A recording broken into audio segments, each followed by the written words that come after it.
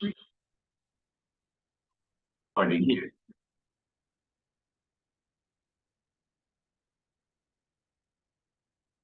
Okay. Okay, let's start sharing the screen here. We're coming to the end of the course. Okay, we are here 12 of July. Let's see if we can cover chapter 39. At least chapter 38, we will be able to do it.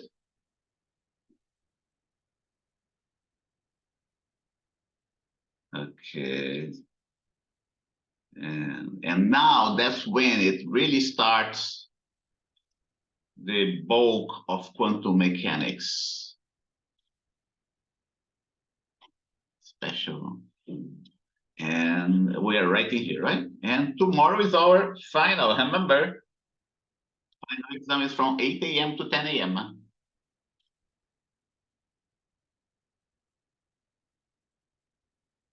Okay, and it's gonna be cumulative, right? All chapters.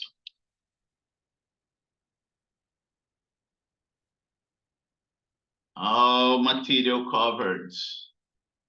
All material covered. Covered. Okay, lab 4 already corrected it. And then reports for lab 5, 6, and 7 are due tomorrow. But no, report for lab 7 requires only the spreadsheet, which is going to be today's lab. I'm thinking about doing something else other than microwave interferometer. I will let you know at the moment of the lab today, okay? Oh, let's go here. I'm going to review what I told you about the quantum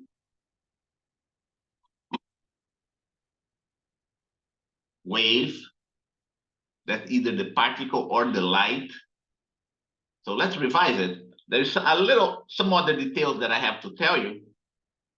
Remember, this is material that's not in the book, but it's very enlightening. It's a very enlightening material. So make sure you understand that for the exam, okay?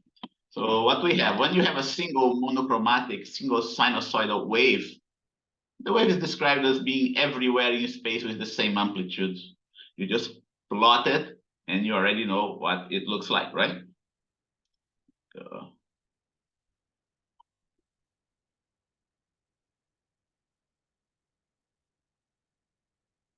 It looks just like that. From minus infinity to plus infinity, we have this amplitude here that repeats itself from minus infinity to plus infinity. It is as though as to say that the wave is everywhere in space. That's what it's supposed to be, right? So that's the way you report that. The way you write that mathematically is like that. Right here.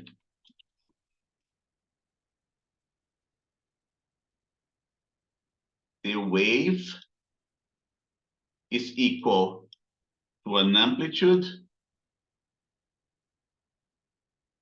right? Sine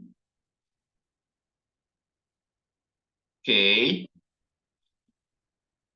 minus x times x minus vt, like that.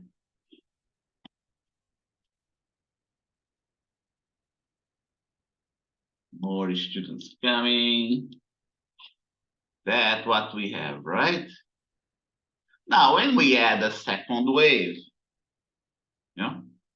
of different wavelengths and frequency, you see a lobe concentrated at a given region and evenly spaced. So what we end up here, if you have a second wave of same amplitude, we are going to keep everything with the same amplitude, so we do not complicate the situation, okay? But it's not much different. If you add different amplitudes, it's not going to be much different. It's going to be different. Yes, it's going to be different, but not much different. I'm assuming that those waves have the same speed.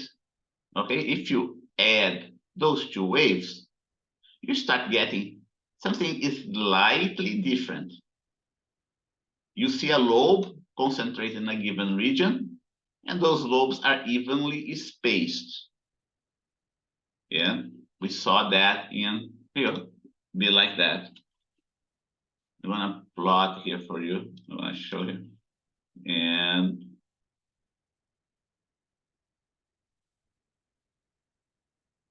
recall like that. Okay, it's just recall that what we have here inside is this sine, this rapidly varying sine wave, right? That's what the beating effect is all about. So you have this rapidly varying sine wave, and the frequency being f1 plus f2. Okay, f1 plus f2 here, and this one has a frequency f1 minus f2. That's what the beating effect is all about. And I'm doing that. And when I do that, it's for a delta k equal to this value. Huh? And delta k means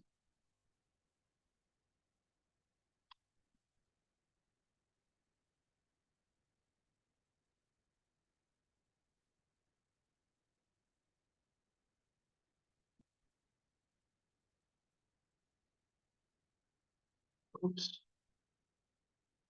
From here. Okay, now. Oh, didn't do it. What is that? Let's try again. Huh.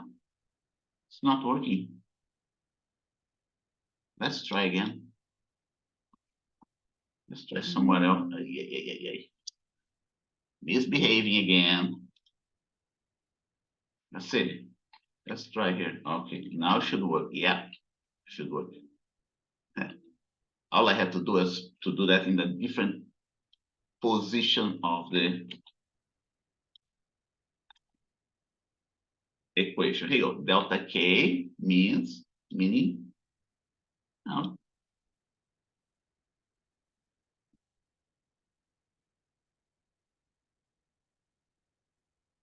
k2 minus k1.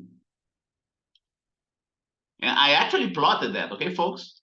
You can do that also, in Excel. I tried to do in Excel, but it turned out to be so much work that I ended up doing a different software. But if you discover how to do that in Excel, let me know. Okay. And okay, I'm going to here write that in a more compact notation. In terms of a more compact notation, right here. I equal to from 1 to 2.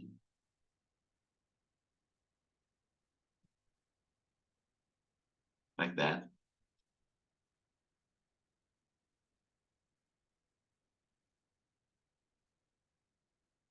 And then, if you add a third wave, third, fourth, fifth wave, then you're going to have, we start to see, now when we add a third, fourth wave, right, we start to see a pattern.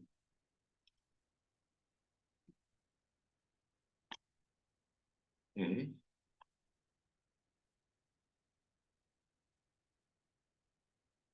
N equal to 3. And now we're going to have k sub I, k sub I minus 1.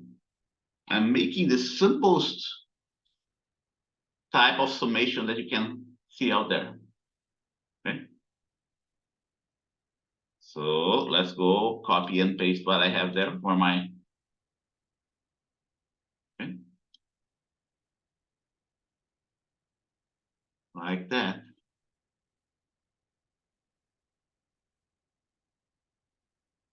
If you add a third wave, you still see a larger lobe, but this time surrounded by a smaller one. 3 waves, one smaller lobe in between the larger ones. Okay, if you add a fourth wave, notice that I'm keeping the delta K constant, right?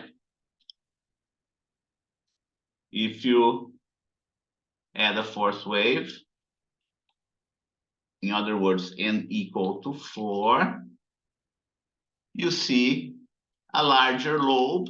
You see larger lobes surrounded by 2 smaller ones.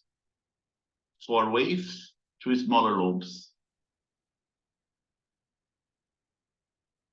Okay. Delta K equal to point. No. Okay, let's put it this way. So we have this pattern. So we have this interesting pattern. Let's put it this way. Interesting pattern.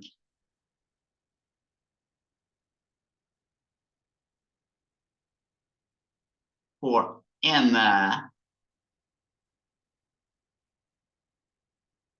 sine waves, when you sum n sine waves, comma, you get several large lobes, but n minus 2 smaller lobes. That's the mathematical pattern that we see.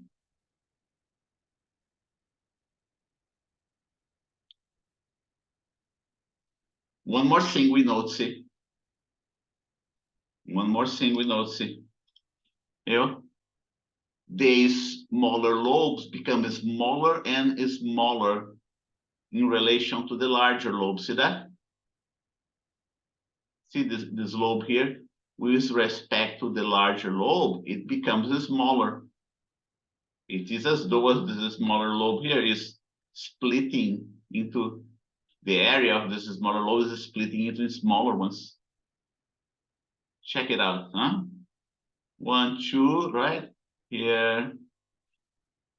It looks like this one like a third, right? A third or a half, a little bit more than a third, the larger lobes. Okay, but here it's not a third anymore. I can even measure with my ruler. Let's measure with my ruler. So it's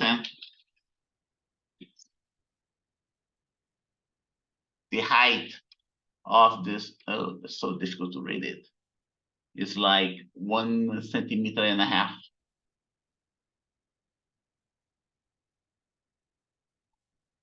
1.5 centimeters.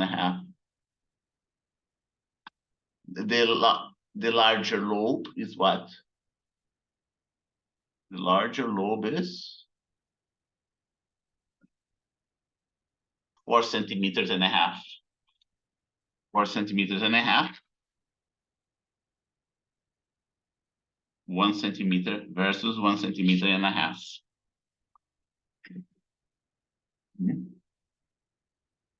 Let's put here the n equal to 5, right? You have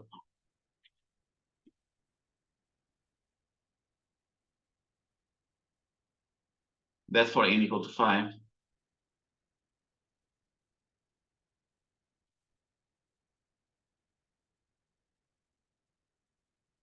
N sine waves of same amplitude. You get several large lobes, but n minus 2 smaller lobes in between them, right? In between them. Okay? Like that. Another important characteristic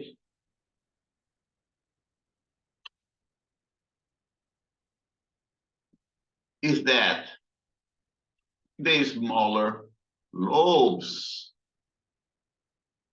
becomes, oh, let me put in another one.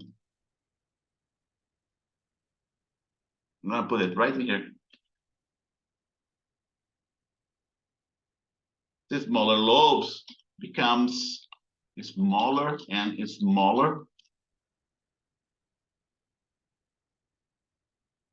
becomes smaller relative to the larger lobes, as n increases.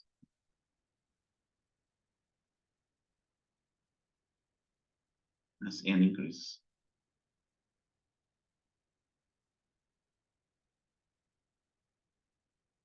As n increases,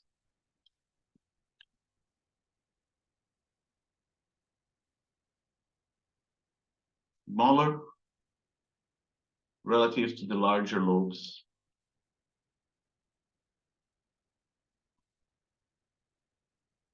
Finally, when you have 100 sine waves, the smaller lobes become so small that we can hardly see them, but only the larger lobes spaced by a given distance.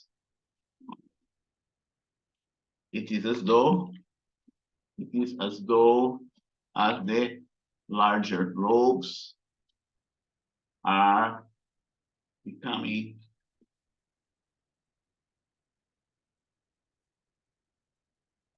given distance and compressed, right? And compressed at a given position. At a given position or instant of time, right? Let's put it this way, or instant of time.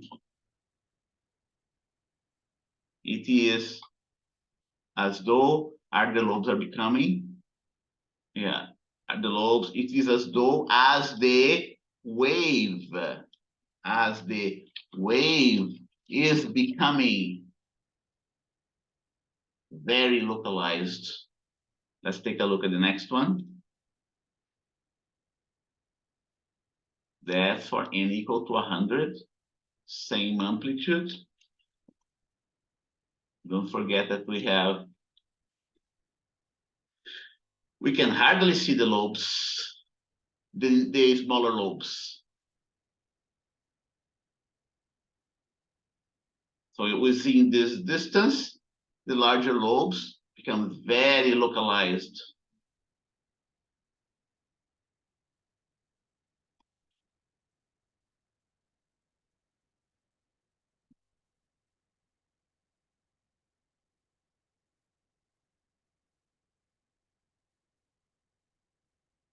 Which is the very behavior of a point particle, right? Which, by the way, which is the very behavior of a point particle. A point particle is an object that's localized in a single point in space. If I were, for instance, to denote the wave of this point particle, it should be something only at this point in space. Everything else you wouldn't have and we wouldn't have these other lobes evenly spaced. Okay, that's what the particle is all about. So what we have right in here can be interpreted as, for instance, the likelihood of finding a given particle. This amplitude, there is an interpretation for this amplitude, the resulting amplitude, right?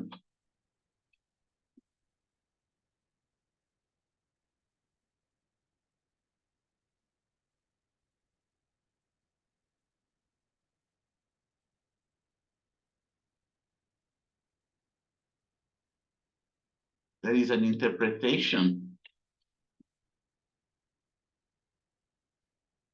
for the resulting amplitude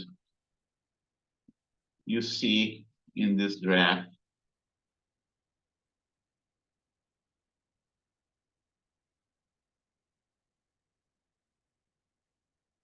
This amplitude can be interpreted as the probability of finding a given wave or particle. Okay? Under this interpretation,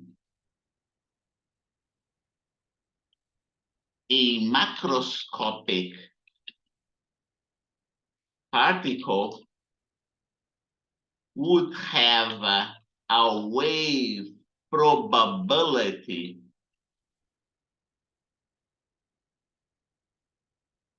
well, not a wave probability, a wave function.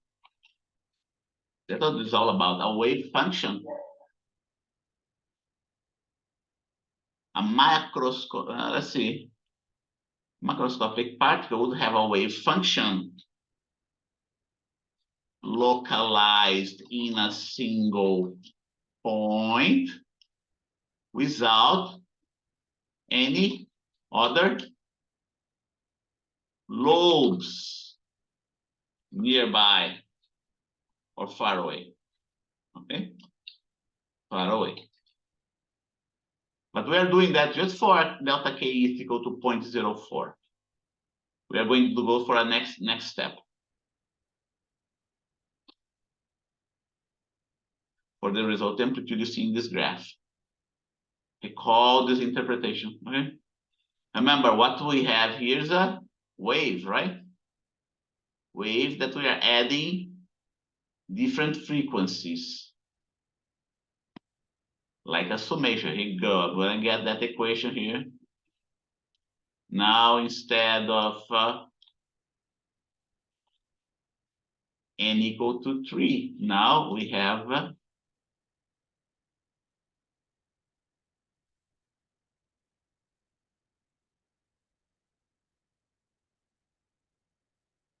we go that 100. In this specific case, delta k is 0.04 per meter.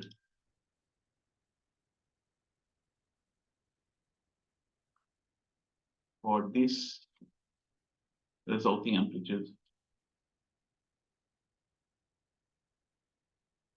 For that, yeah, that's it. Okay, that's okay. For the resulting amplitude you see in this graph, this amplitude can be interpreted as the probability,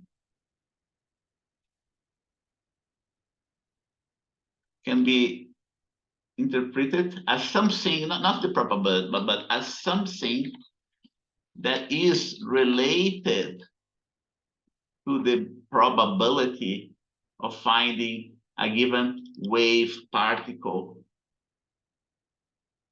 related, okay? Because it's not exactly the probability. Later on, you're going to see that the probability is something else.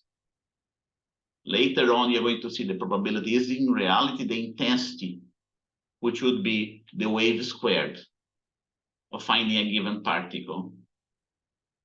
Under this interpretation, a macroscopic,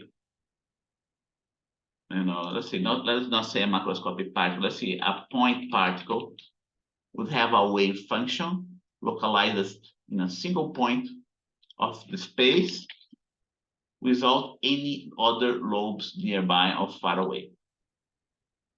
That would be the interpretation. So let's go to the next step. I want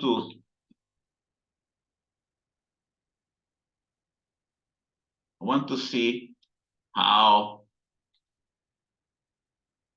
what are the properties? What are the other properties?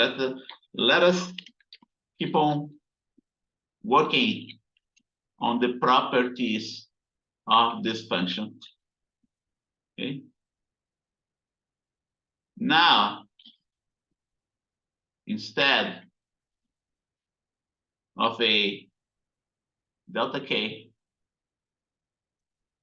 equal to that, instead of a delta k equal to that,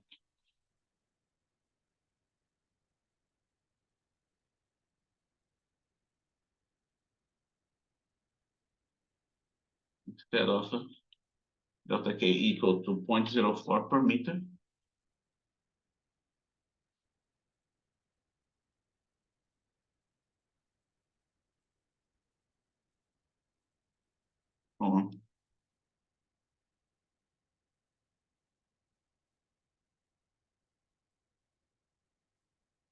We will make it equal to something else. We're going to make it larger. Okay? 0.08 per meter.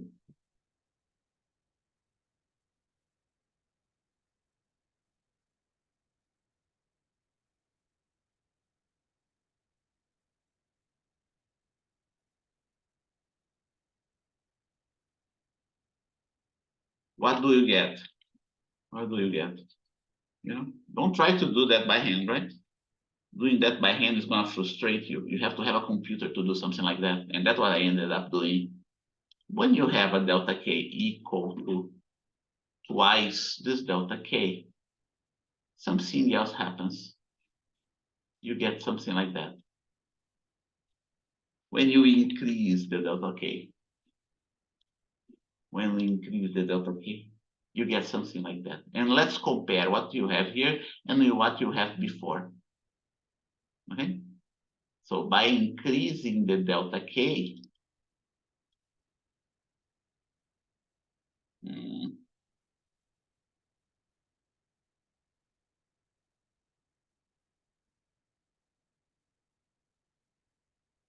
okay.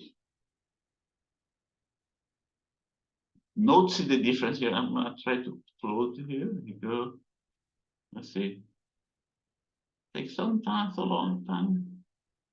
Yeah. Now let's see if we can. I'm gonna put it just below it, so it's not too far away, and we can compare them more easily. Okay. Both of them has n wave functions equal to 100. The only difference is the delta K. Notice the difference, and I experiment that with several different delta Ks. Notice that the smaller the delta K, the larger the distance between those wave packets. Okay? The smaller the delta K, the larger the difference between those wave packets. So let's write down here. Huh? What do you get? Okay, 1. When delta K decreases,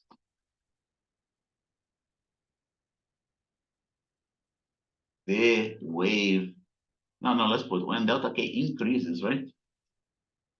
Delta K increases, the wave packets or the localization of the wave become closer to each other.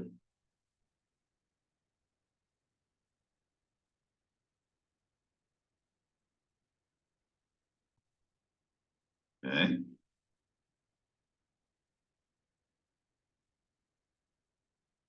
Closer to each other.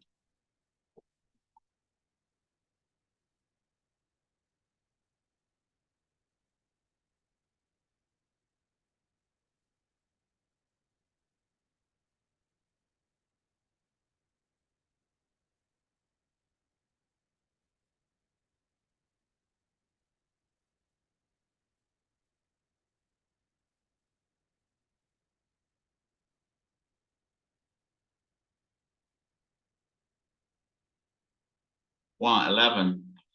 If we repeat that for smaller delta K's, say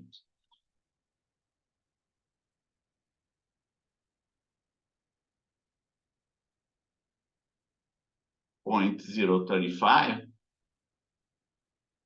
right? 0.035.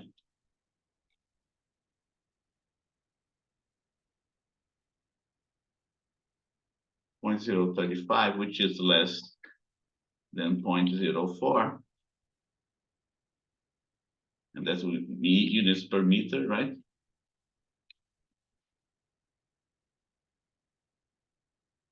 The separation between the packets increase.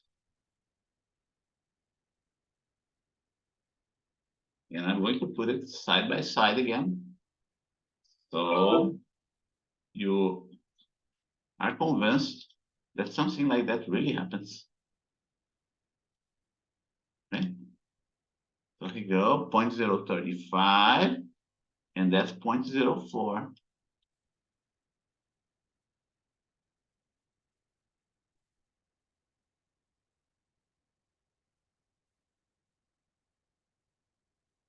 Okay, 0.035 and 0.04. Oh, that's 0.08, right? Let's see.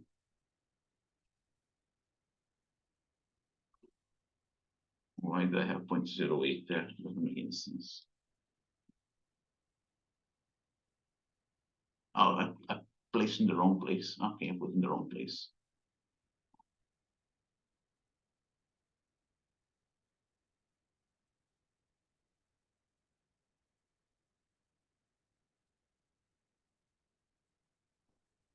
Point 0.04.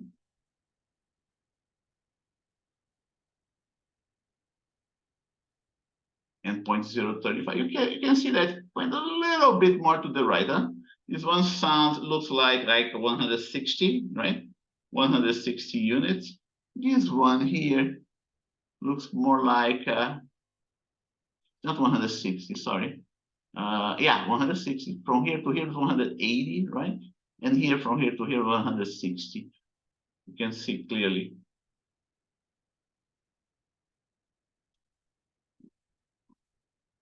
If we repeat that for a smaller delta case, say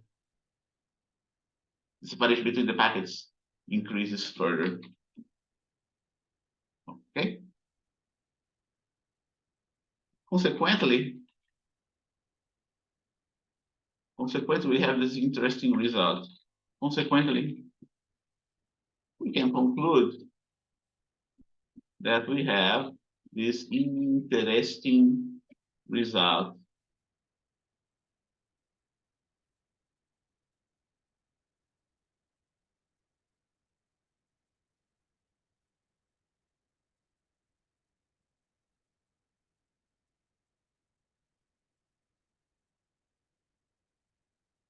Interesting result.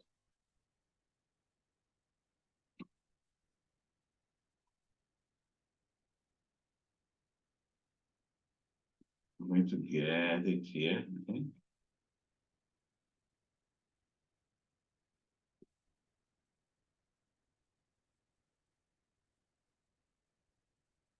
Now I'm going to do like that. Limit. I'm going to write that. Limit of y, c, and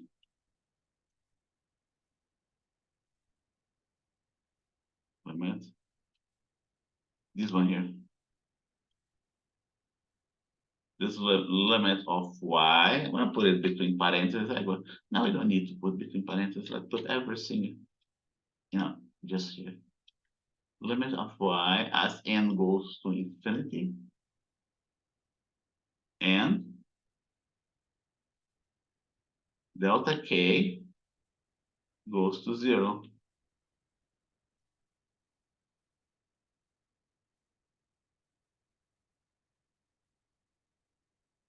Right? Limit of y is, n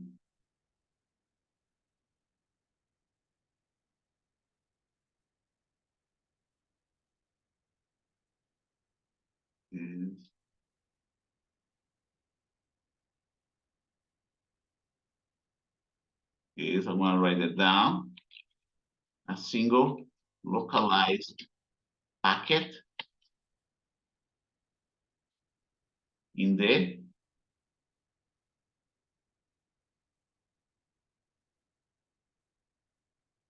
consequently, we can conclude that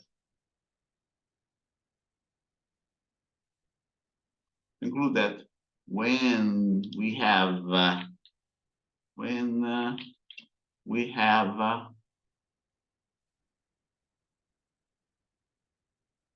the following relation, comma, I'm gonna put it here.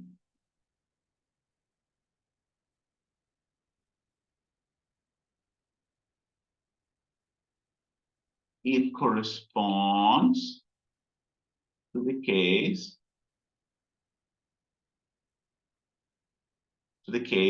of a single localized packet in the domain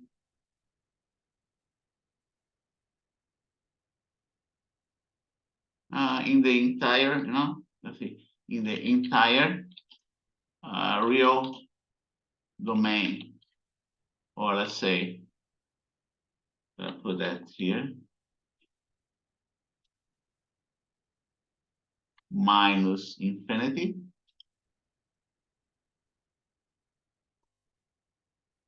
It doesn't have to be x, can be t2, because it all depends how you're going to plot the wave, right?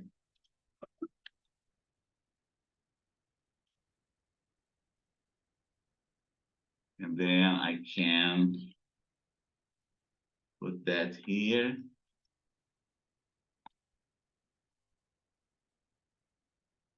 Oops.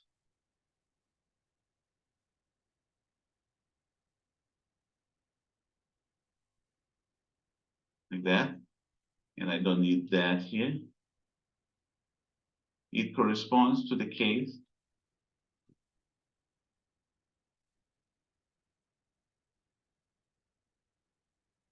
of a single localized packet in the entire real domain. And the real domain goes from minus infinity to plus infinity.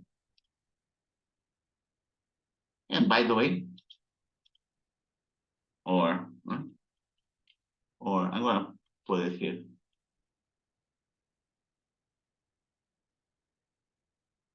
It looks better. I'm going to put just x, right? And then I'll put below here t. That's what we conclude. Okay, what is this? So what's the interpretation for that? The interpretation. Okay, this this wave can then be interpreted as a point particle.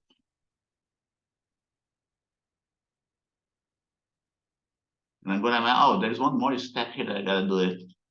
When you do this limit, right? When you do this limit, this thing becomes what? This thing becomes an integral, right?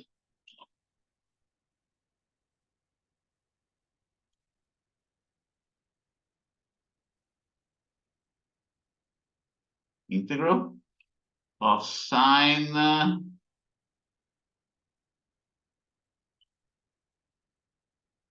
k, right? X minus vt will be integrating over delta k, over dk. Oh, the sign goes inside. What is doing outside? Delta dk going from minus infinity to plus infinity.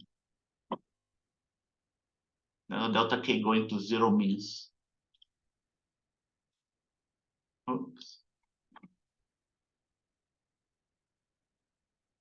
minus infinity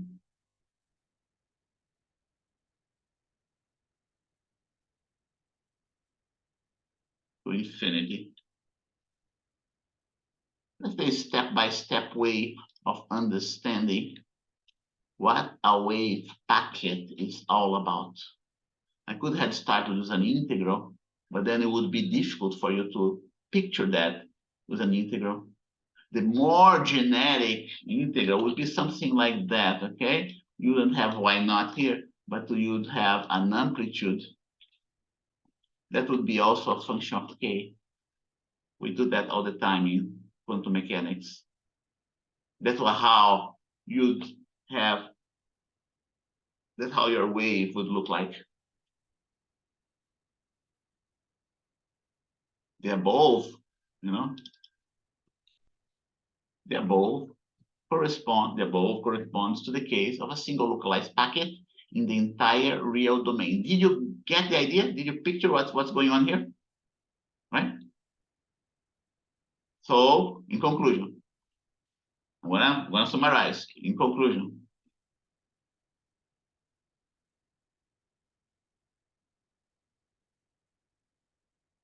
I'm gonna move this one right here. I'm doing that because Microsoft Word has this little trick here that doesn't keep on numbering, right? This wave can be then interpreted as a point particle, which is a wave localized in a single point, in a single region or point throughout the entire space. Okay.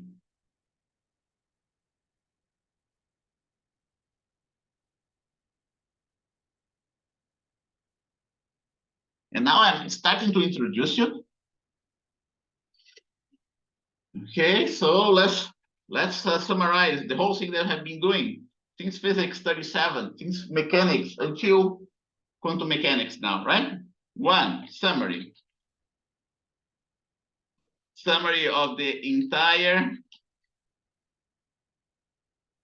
physics that we have learned so far. One, first, we start modeling an object as being a point particle. That's what we initially did in mechanics, right? Even though a point particle doesn't represent reality, we were able to come up with a pretty good theory that approximates the behavior of that particle, of that object. Even though an object is not a point particle, we still were able to approximate the behavior. We're able to approximate the behavior of this object. Later on, we introduced the concept of a rigid body, right? The particle becomes a rigid body, and we developed the theory of a rigid body.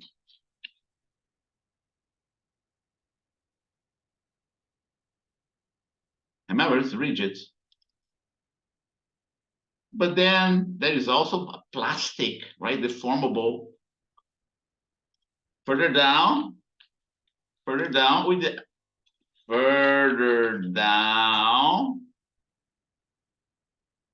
we started talking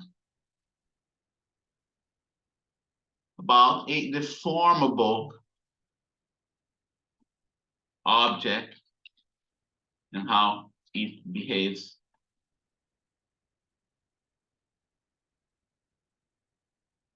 Okay. One step further,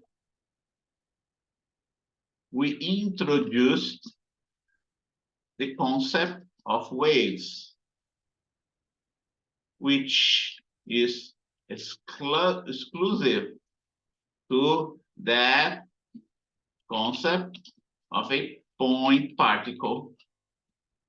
And look at the difference between those two, right? If a point particle is an object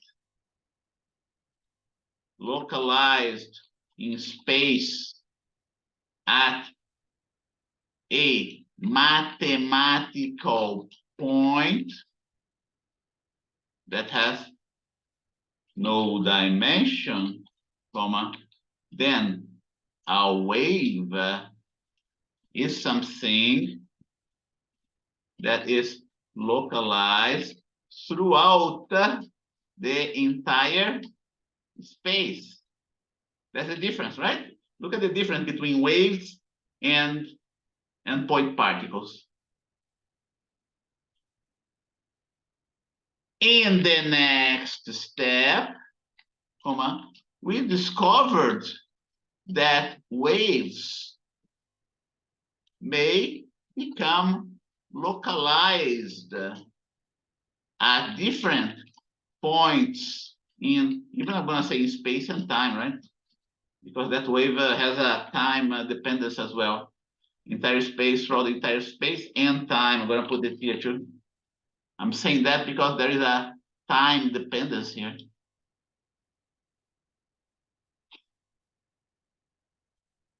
That's how the progression goes, right?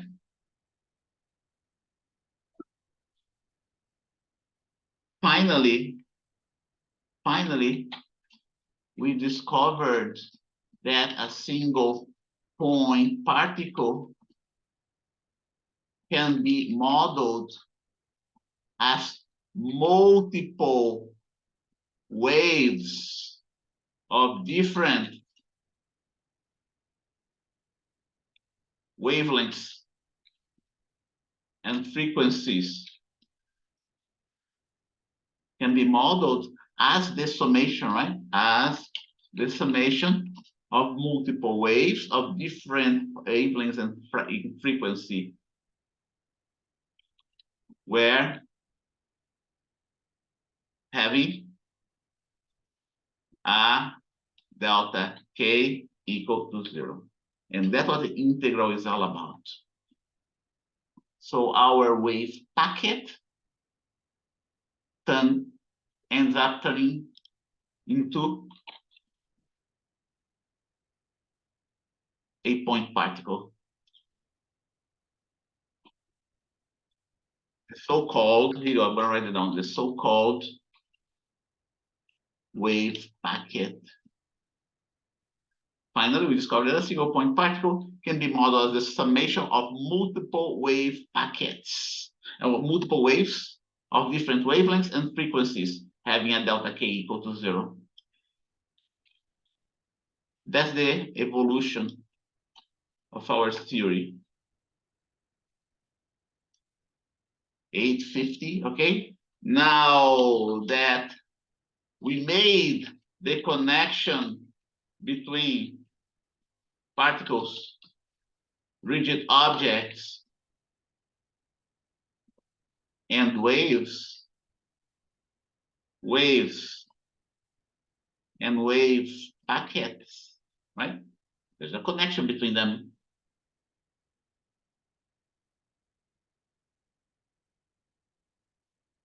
We can start developing a brand new theory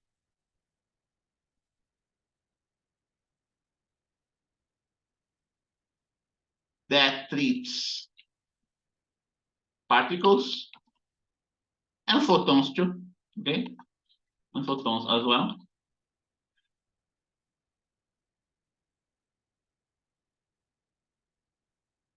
As waves with a given amplitude.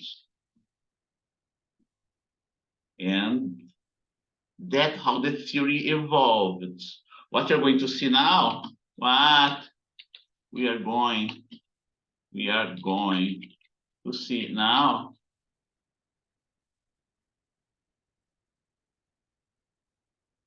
is how to determine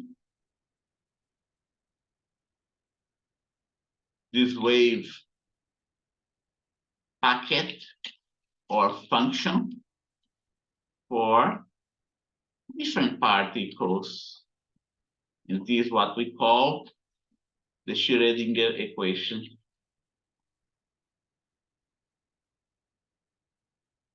Which the Schrodinger equation, which is one of the postulates of quantum mechanics.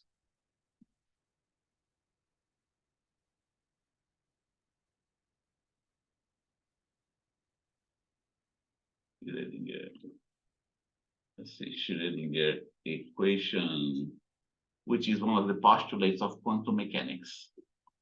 And this, what we covered here, correspond to section 38.6. Okay. Right in here, Schrodinger equation. But one more thing that I failed to show you. I'm going to show you the experimental evidence that electrons, point particles, behave like a wave. Okay. Here you go. Here we have an illustration from a paper.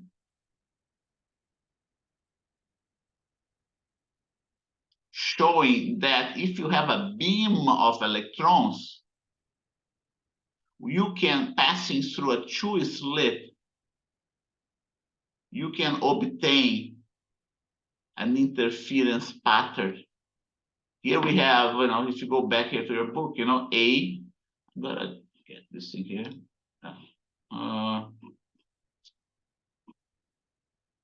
Missed it again. Here's experimental evidence that particles behave like a wave. In A, you have only 7 electrons. It's a beam of electrons, the same beam that you saw before in that YouTube video, okay? 1, 2, 3, 4, 5, 6, right? I see only 6 here, but we have another one, the 7 here. See, we have photographs showing the buildup of an interference pattern by a beam of electrons in true slit interference experiments. Okay? The approximate number of electrons involved are A, 7, and I can count 1, 2, 3, 4, 5, 6, 7. Right? This is a photographic plate. It may be a CCD array, just like you have in your camera, a CCD array that's sensitive to electrons, to electron impact. That's one way that you can picture that, how they do this type of experiment. And then as you increase the number of electrons incident on this sensitive material, you see a bunch more of points, right? And if you want to count, this B has approximately 100 electrons there. You want to count that? 1, 2, 3, 4, 5, 6, 7, 8, 9, 10, 11, 12. Huh? Up to here is 10, right? If there is a uniform distribution of points here, you can estimate how many points you are going to have in this entire sensitive material. As you keep on increasing the number of electrons passing through that slit, you will start to see, a shadow of an interference pattern. It's not very clear. Do you see the destructive interference here, the destructive interference here, the destructive interference here? As you increase the number of electrons here on C, how many electrons do we have? 3,000, 20,000, and finally 70,000. Here we increase to 70,000, then the destructive interferences start to become more and more pronounced until we reach this number of 70,000 electrons, and we clearly see the interference pattern. These are actual real-life experiments, okay, which give support to our wave theory of the matter. We have something similar for X-rays and electrons. X-rays, we already know that behaves like a wave, right? If you have an incident beam of X-ray, either X-rays or electrons in a target, in a crystal target, crystals, they have this orderly spacing of planes that works just like gratings. Okay, just work just like diffraction gratings. So if you pass a beam of X-rays or electrons through those crystals, through a grating, through a diffraction grating, we also see a wave behavior. X-ray, there's no, there's no surprise here that X-ray would behave like a wave because it is an electromagnetic wave, right? But the surprise would be to observe something like for the electrons. This is the diffraction pattern that we find for the X-ray, B, and here's the diffraction pattern that we get for the electrons. Okay, so electrons are interfering with one another. B an X-ray beam and C an electron beam. Note that the two patterns are geometrically identical to each other, and that's because of the wavelengths, the Broglie wavelengths of the electrons compared to the wavelengths of the X-ray. Okay? They're not exactly the same, but they're similar. So that's what you have to know. Now we can get into the real quantum mechanics, the Schrodinger equation. By the same token that we have an equation for a wave, the wave equation, if matter behaves like a wave, we must have a wave equation for the matter as well. That was the idea that Schrodinger had. And when did he have this idea? Let's take a look. Schrodinger had this idea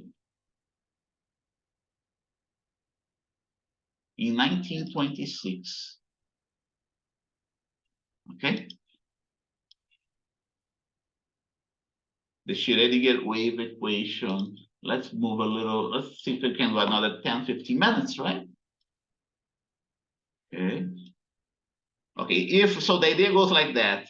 If matter behaves like a wave, then there must be a wave equation that describes the behavior of matter, right? So here you go. The most basic wave equation that we saw so far, looks like the following.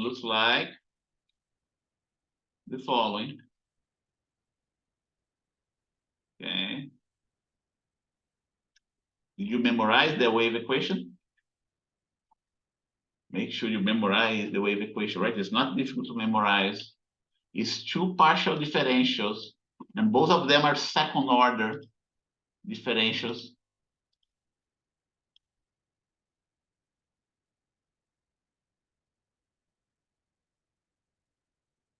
Right?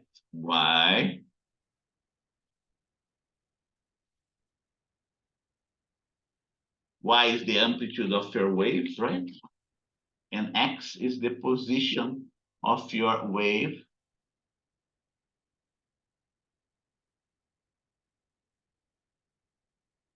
And then just remember that you have a second order derivative on one side and a second order derivative on the other side. One is in terms of the X position, the other is in terms of the T, right? Y and Y have the same units. X square has one unit, T square has another unit. And we must somehow figure out how to find out what's going to be the multiplicative constant here to match the dimension of both sides. You have 1 divided by meter square on one side, you have 1 divided by second square on the other side. If you want to cancel the meter square on the left side, you must have a quantity that has the dimension, right, of the position. But it's not just the dimension of the position, but the square of the position. If you want a quantity that's going to cancel the unity of time square here on the right side, then you must have as well a second quantity that's going to be the square of time, something like that. Note, see that x divided by t is a velocity, right? And this velocity must be squared. That's how you remember this wave equation.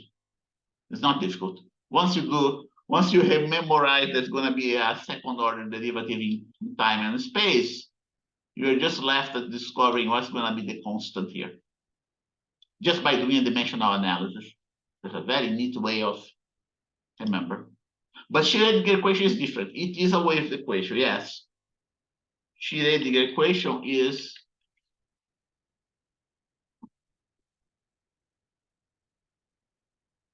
a wave equation too, but it is a different wave equation. Okay, people came up with, nobody can prove that mathematically. Nobody can prove this equation mathematically.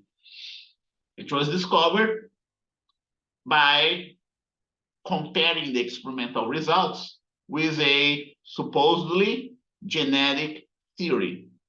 Just like we know that macroscopic objects behave like F equal to ma, right? If you apply a force on an object, it's going to accelerate. This is a genetic theory. Schrodinger himself, in 1926, came up with a wave equation as well. And this wave equation, so we have the time-dependent wave equation and the Schrodinger equation. Time-dependent Schrodinger equation, and the time-independent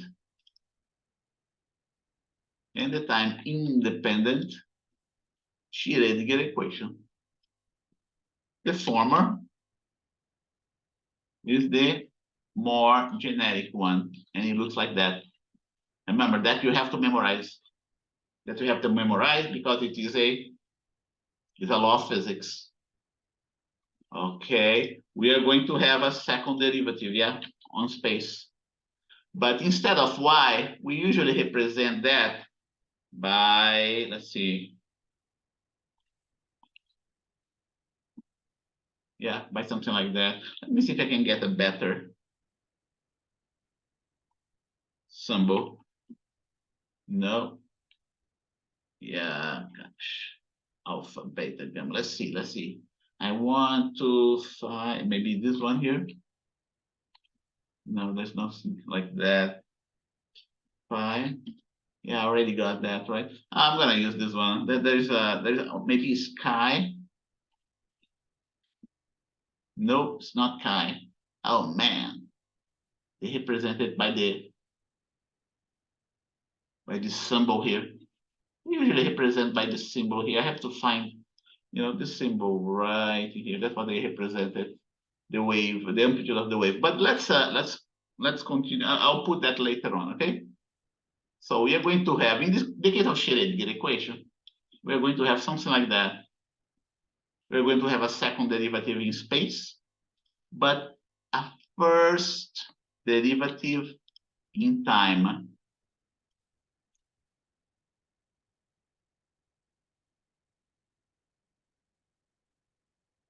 First derivative in time. Okay, and then we have to figure out what are the constants are, okay? We have to figure out what are the constants are. So remember that second derivative in space and first derivative in time. It's a complex equation, okay? And we're going to have one of the constant here is going to be what we call the H bar. Okay. If I cannot find H bar, I'm going to type, okay. One of the constant here is going to be H divided by 2 pi. One of the constants. And this term here is going to be squared.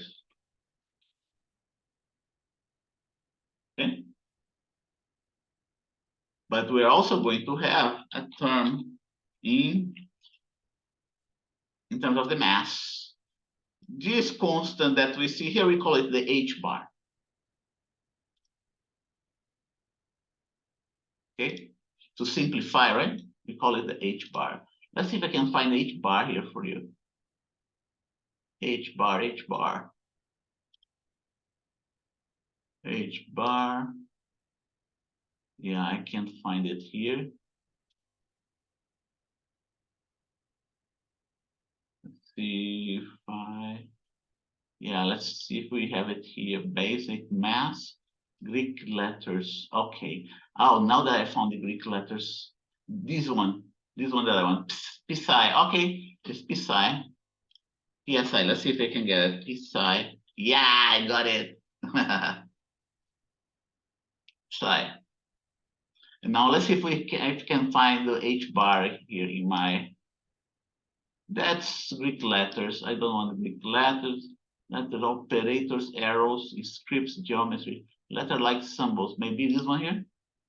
Let's see. Oh yeah, H bar is right in here. Okay. So let me replace this guy here by H bar.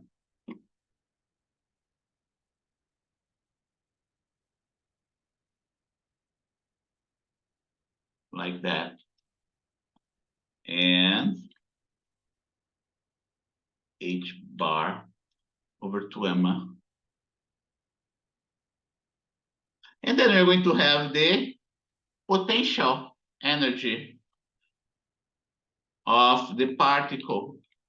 Just like we have a particle subjected to the gravitational potential energy of the Earth, we can get our particle subjected to a potential energy. It can be the electric potential, for instance, okay, which is going to be KQ over R, for instance. I gotta put here the dependence, the spatial and temporal dependence of phi, psi from psychology, right? The differential with respect to time is going to be applied to this one as well. And we get IH bar like that. There is a very nice way of remembering this equation, 910. Okay, by the way, that's the one-dimensional. We have the one-dimensional time-dependent Schrodinger equation and the one-dimensional. I'm saying that because we have the 2 and 3-dimensional as well, okay? And the one-dimensional, let's start with the easiest one, time-independent Schrodinger equation. The former is more generic, is the more generic one. The book doesn't have that, okay? They go straight into the one-dimensional time-independent Schrodinger equation. Let's take a look. Here you go. See that? He didn't even mention the one-dimension independent. I like to introduce the one-dimension independent, the one-dimension dependent, because it's more generic. This equation here reduces to the one-dimensional time-independent Schrodinger equation. Okay, it's 911, and I'm going to write down, don't forget, I'm going to write it down here. H bar is equal to H over 2 pi, like that.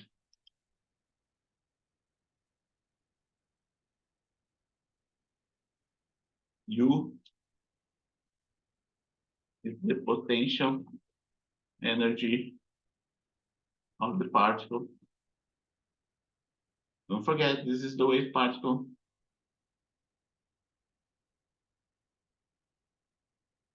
Okay, and very important, Newton's laws are a special case of this wave equation.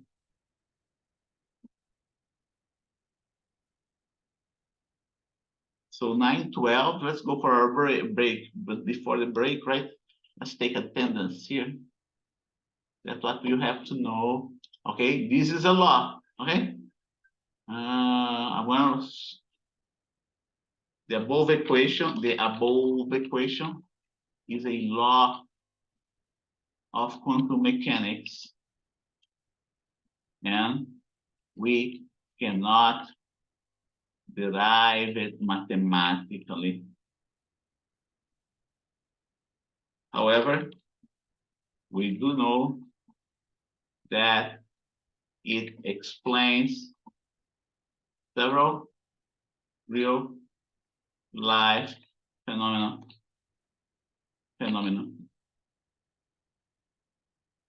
Let's go for our roster. 9:15. Let's see if I can finish. Any questions? 12. Sydney, are you there? So the above equations is not related to the Schrodinger equation. No, the above equation is related to the Schrodinger equation. It's just the time-dependent Schrodinger equation. Are you talking about this one here? You're talking about this one, right, Sydney? No, I was talking about the one above that. Okay, this one is just the regular wave equation. Okay. Just the regular wave equation that we learn in waves, right? But then there is, there are other wave equations out there. There are other wave equations out there, and this is one of them that we use. They're not And the that same. one is time dependent? This is the time dependent, yeah, the time dependent wave equation, right? Okay. See that we have a Oh, dependency. yeah. Very soon we're going to reduce this equation here to a time independent. We're going to do that after the break. Very soon we're going to do that, okay? So remember, I need you to see that there is a difference between this wave equation and the other one, right? The simpler wave equation has a second order partial derivative. The Schrodinger wave equation, no, it doesn't have a second order partial derivative. Although it do have a second order partial derivative in position, right? They both have, but not in time. Mm. This is not a law, okay? This equation is not a law. This equation is not a law. It can be derived. It's not a law. It can be derived and can be derived mathematically. And can be derived mathematically. So that's the difference too. Another difference. Not only the form is different, but this equation can be derived mathematically.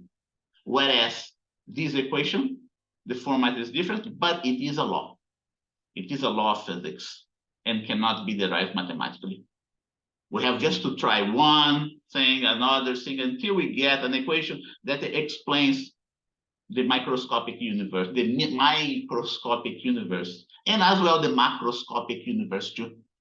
This law explains Newton's laws of motion.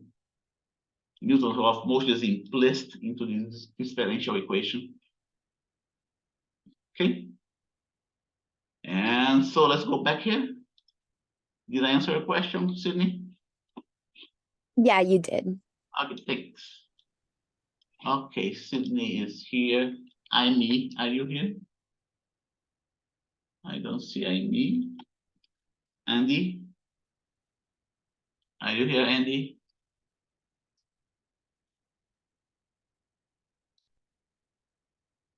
Okay, Andy is can see Andy here, but he's away from his computer. Alex Hernandez. I don't see Alex Hernandez here. Sartak.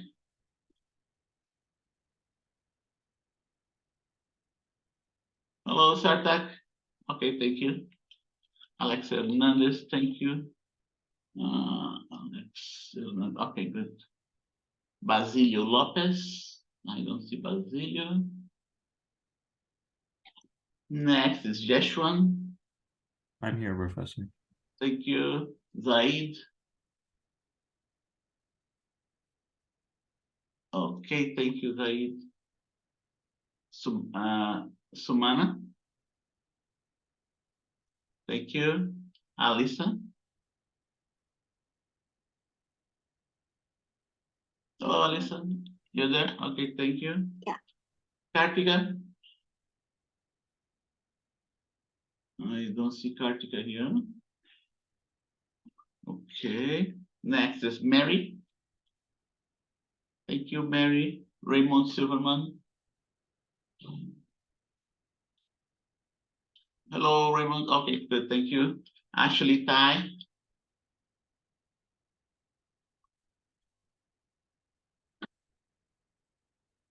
Hello, Ashley. I see her here. Ashley Tai. Okay, I'm gonna put a star here. Kirakus. I don't see Kirakus. And Alexis. Hello, Alexis. Looks like Alexis is away from his computer, and we got 3 more in my summation here. 9, 12, let's see, yeah, 13. So let's go for our break.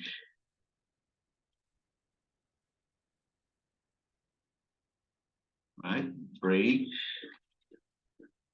between 9:15 and not 9:15, 9:20. 9:20 and 9:35 a.m. So I see you in the next few minutes.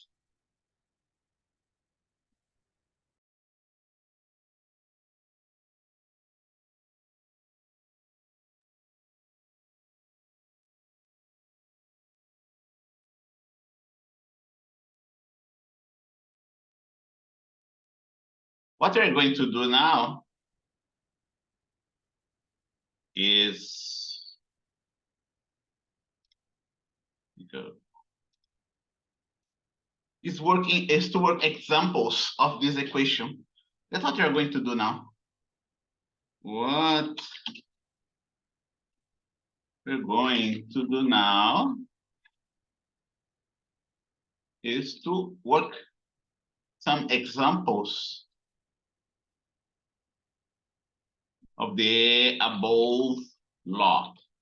Okay, remember, okay, there is differences, right?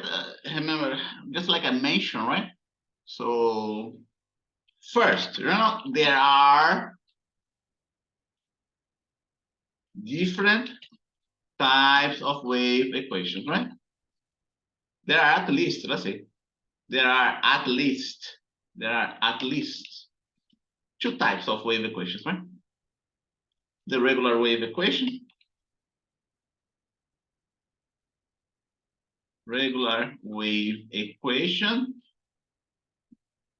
and the Schrodinger equation.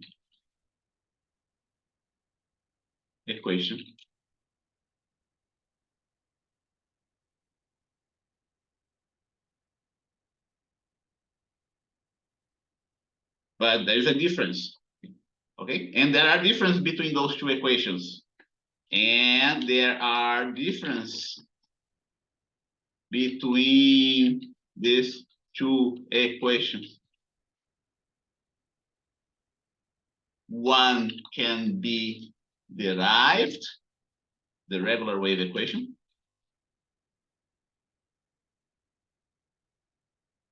And the other cannot. The Schrodinger equation, right? Schrodinger equation.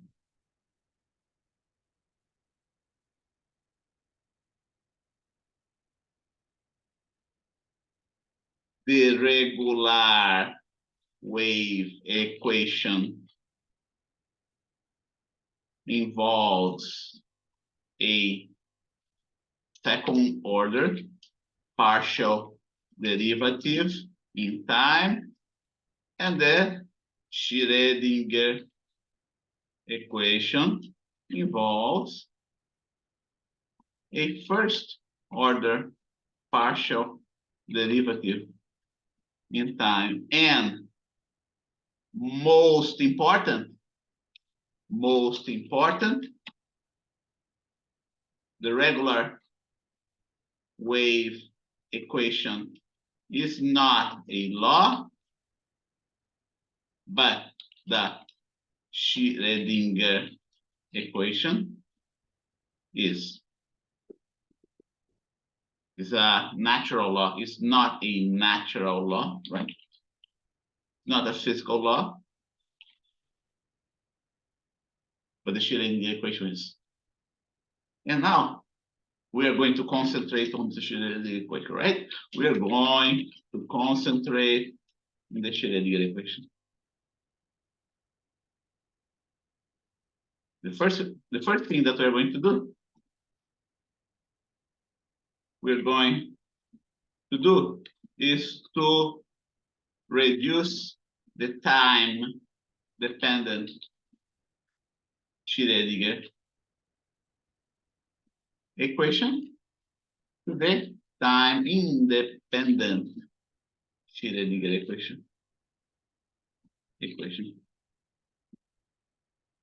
Someone trying to come in, right?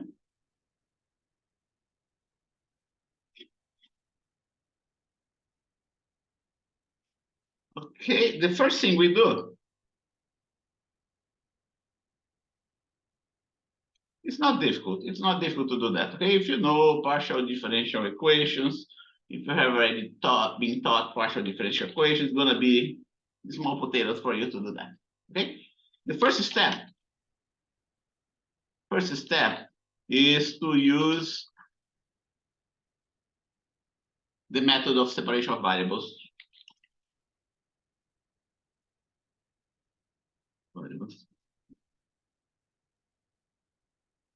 And the method of separation of variables involves the following. Involves breaking down this guy in terms of two functions. One that's a function of time, the other that's a function of space. This method of separation of variables works for some partial differential equations, right? And we should be fortunate that not every partial differential equation, this method of separation of variables does not always work for all partial differential equations, but for some important partial differential equations, yeah, it does work. So let's see if it works for this one. You go time and space dependence, time and space dependence, like that.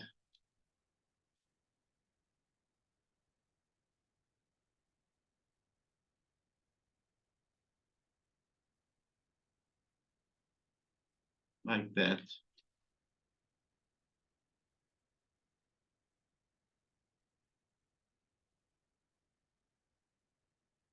So what's going on here? Let's see. Okay, this one here, we can take out this temporal dependence from the partial derivative, right? We keep the spatial dependence in the derivative there. This one doesn't require the parentheses, but this one requires the parentheses. But we can take the spatial dependence from inside the differential We still, oh gosh, I'm doing the wrong one here. Why do I always, sometimes I do that, right? Okay, this one can be taken out.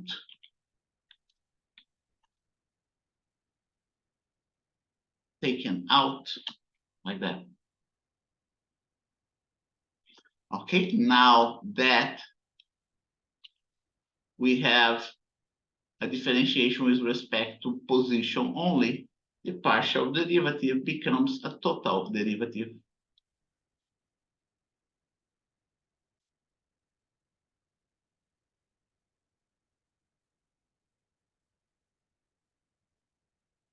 Total derivative here. Total derivative here. Huh. Right. What else can we do? One important step.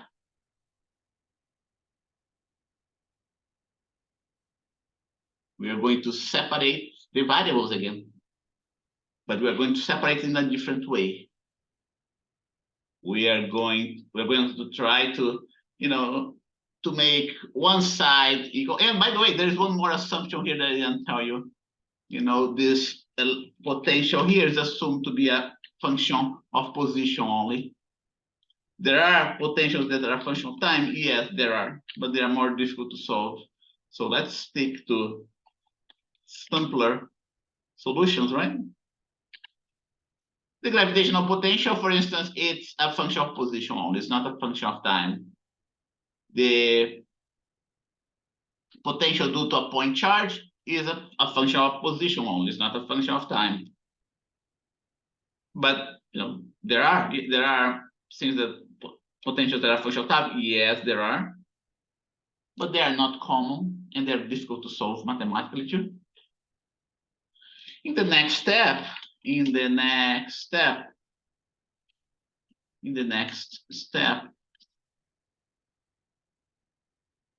need to further separate the variables. And we do that by dividing both sides by t by the solution, right? The solution that we have assumed, right? That's by the supposed solution, right? Let's put supposed solution.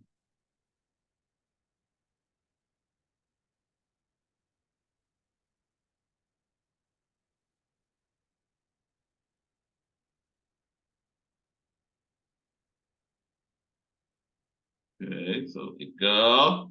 And what we do, we are going to divide both sides of the equation by this solution.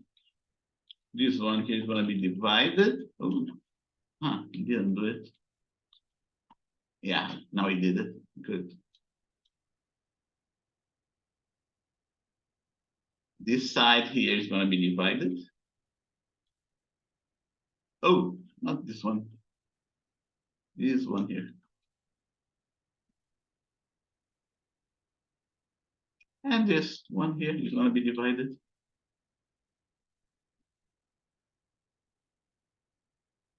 Like that. If we do that, we will be able to separate the variables because whatever is a function of time is going to cancel, right? Whatever is a function of time and position is going to cancel the solution. And here, whatever is a function of the position is going to cancel. Like that. And now we've separated the variables.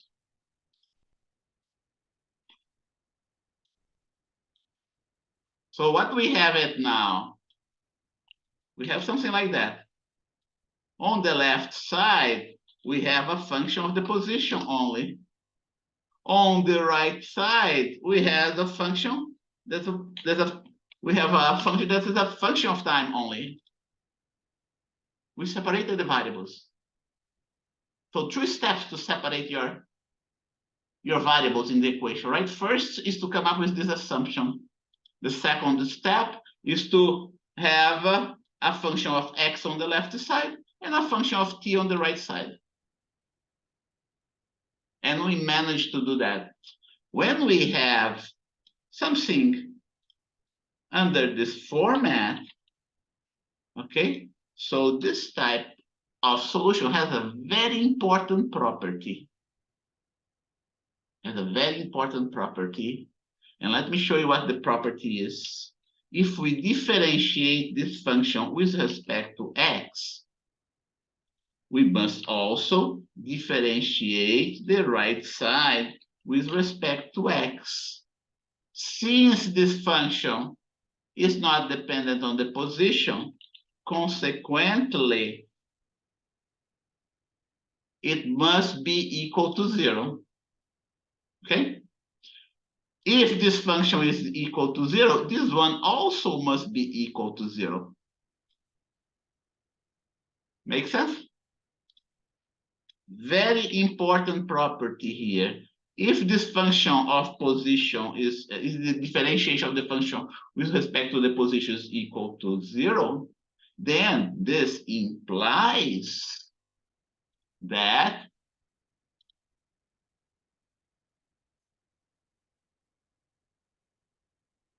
this function with respect to the position is a constant. Right?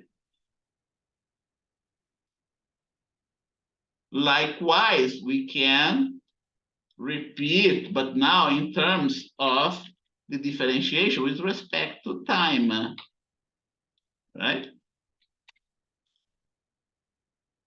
And when we differentiate this term with respect to time, it must be equal to 0.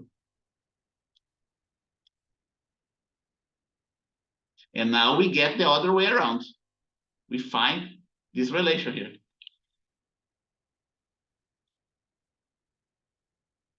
Right?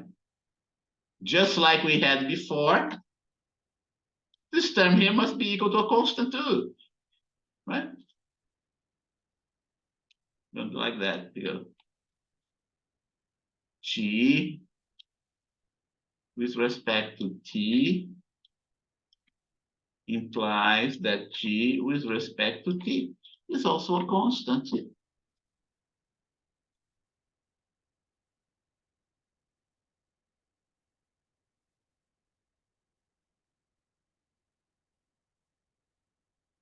Okay, c of x, f of x is equal to g of t.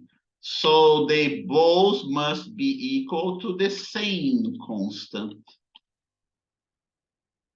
Okay, they both must be equal to the same constant.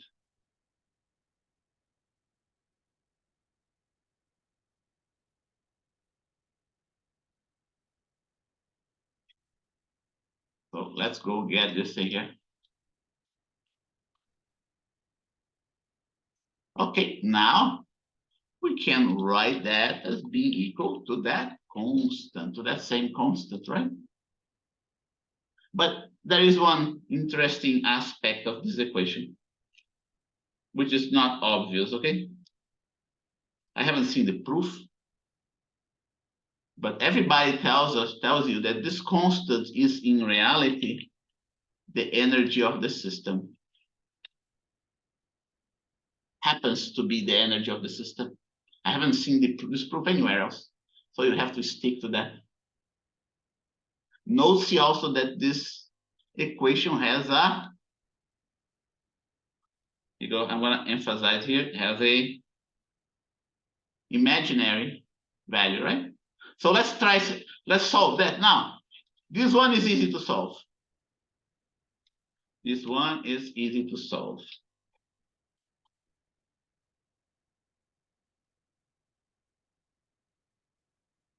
The difficult part is to solve this one because it depends on something that may be difficult to integrate. Okay.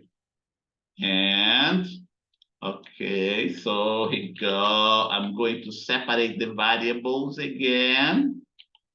dt goes to the other side. IH bar.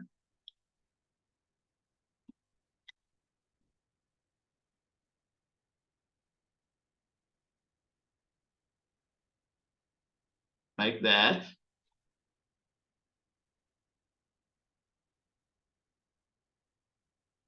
And you know how to solve this equation, right?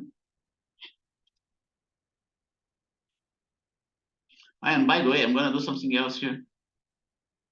I'm going to simplify this term. I'm going to put the I upstairs. So I don't need the I here anymore. Remember that the unit of H is what? Joules seconds, right?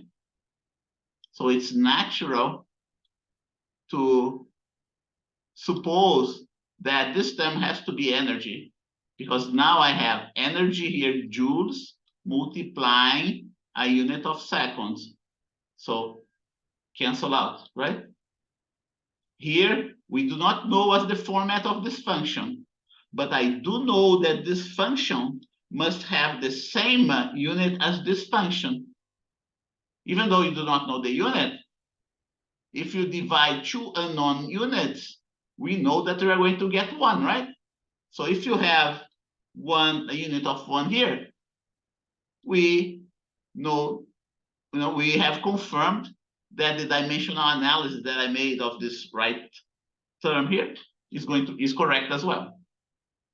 So let's go ahead and continue with this derivation. That's the one we want. Okay, apply the integral to both sides of the equation.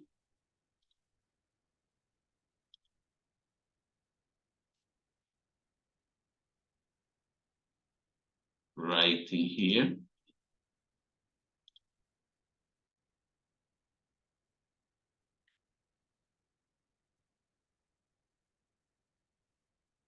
What we do here, we integrate from the initial value of this function to the final value of this function. And we integrate from the initial instant of time that we can set at 0 to the final instant of time that is set at t. And we can integrate this equation, and we are going to integrate this equation, right? Which is going to be, I'm going to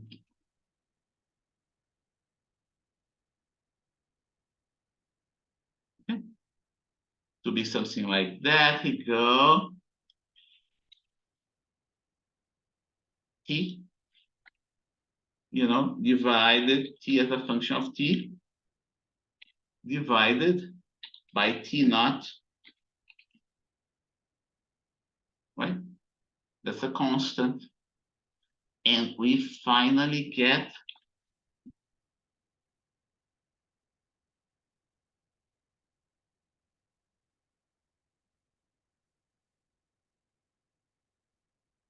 e to the power of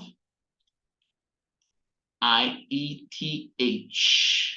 And that's the solution that we end up getting here for this function that is a function of time.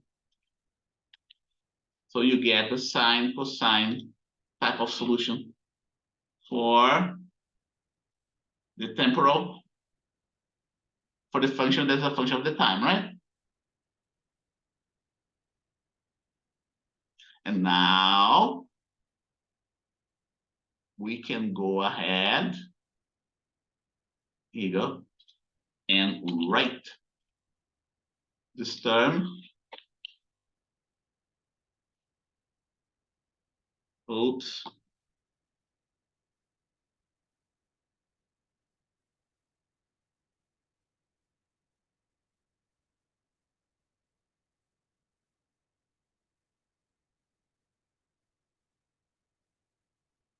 See that? It looks like I missed a negative number here, right? Nobody noticed that? Yeah, I missed a negative number here. A negative sign. And the sign that I missed, man, so far away. Let's see.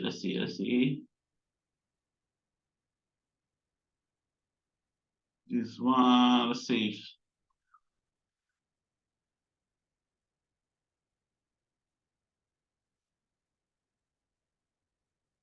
Oh yeah, right in here. The mistake is right in here. Nobody noticed that, right? Minus, and then we must have a minus sign here. Minus sign here. Minus sign here. Minus sign here.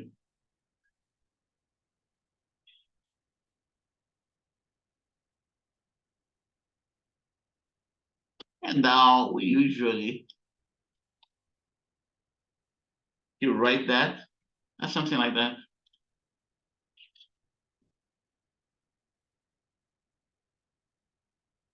Let's see. We have something like that in the book, don't we?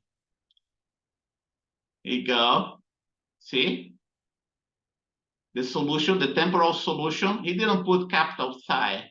He put lowercase psi, right? The temporal solution is the spatial solution times this exponential. He's calling this parameter e divided by h bar. He's calling that omega.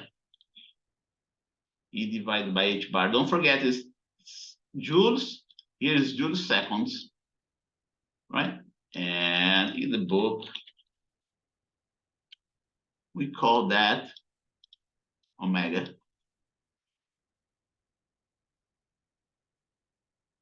Omega is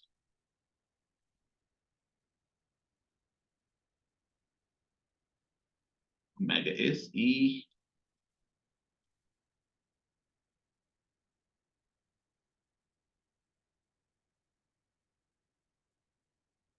h bar.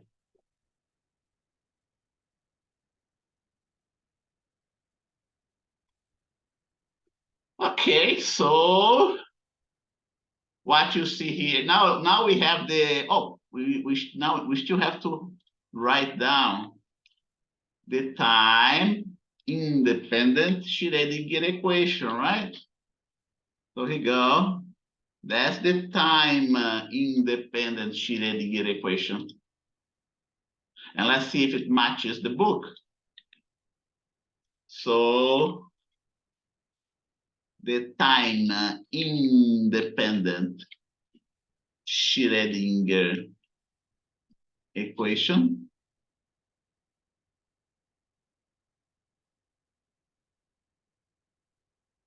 becomes something like that. And I'm going to multiply everything for phi of x, and phi of x, like that. And we go, phi of x cancel out this phi of x, and we end up with something like that. And now we have seen, in case you don't remember, it's difficult for you to memorize this equation.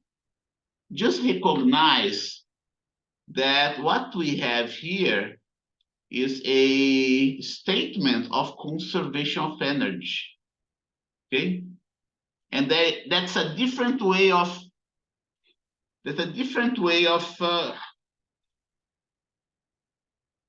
writing the same statement, okay? The equation above, is in reality a statement of conservation of energy in a different format. And what format is that? What we usually do in physics, right? He write this equation in a rather different way. but which is more intuitive, by the way. Okay. So what we do here in physics is the following. Look, I'm going to write this guy here outside this differential, and everything else remains the same. Okay. And now recall what we have here. We have total energy, we have potential energy. So this term that you see here is just a different format of expressing the kinetic energy. Here you go. So in quantum mechanics, this term that you see here in boldface, just a different way of expressing the kinetic energy. So what we have here, kinetic energy plus potential energy must be equal to the total energy. Okay? Note that we have the total energy on the right side, a term that is the potential energy, and a differential term that must be the kinetic energy. We call it an operator, a differential term or operator. We call it our operator. That must be the kinetic energy. So we can here write this equation in the following way. So we can here write the above equation in the following way, in case you forget the equation above, right? It's not going to be difficult to remember it. Here you go. This whole thing, although it's negative, is going to be my kinetic energy. Plus my, and don't forget this is a differential operator. This kinetic energy is a differential operator. Potential energy and total energy. Can you remember this equation now? The only problem about remembering this equation is remembering this term here. Right? Because everything else you already know from previous course. But wait a minute. We don't usually call it the kinetic energy. What we usually call it is, in reality, is the p squared. P is going to be our linear momentum divided by 2m. Remember, kinetic energy is p squared divided by 2m. That's what we're doing in quantum mechanics. And hey, wait a minute. We have 2m here and we have 2m here too. Do you see that? I'm going to put it in red. And let's not forget that we have a square term here. I'm going to put it in blue. Is that good enough? Blue, yeah. And we have a square here as well. It is as though as this operator can be written in the following way. Okay, like that. Let's see if I can do that. dx, parenthesis, square.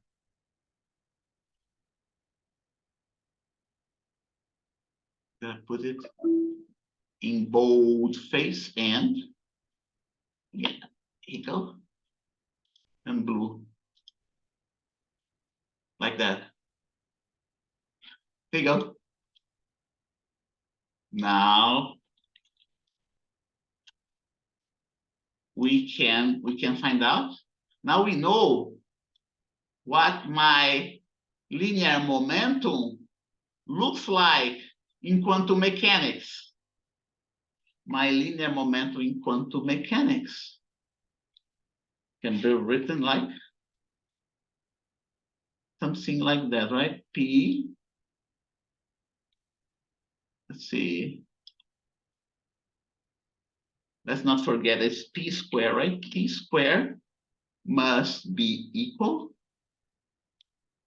to this term. There's more. This term here, which is also a square, see that? And let's not forget negative sign. Okay, here you go, the negative sign. Can you remember that? That's not difficult to remember, right? Oh, I'm going to go one more step. Instead of p squared, I'm going to write down as a p, right? And then here I'm going to write down as I, and here I'm going to write down as h bar, and here I'm going to write as ddx.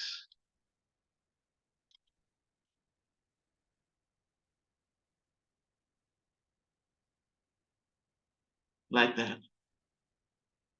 And now I can write down everything in boldface because my p operator is in boldface as well.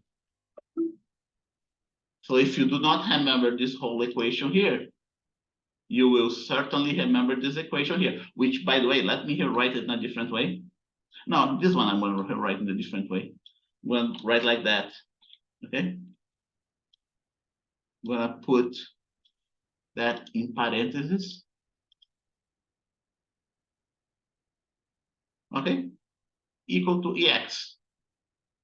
And if I pass the energy to the other side, now I can make this term equal to 0.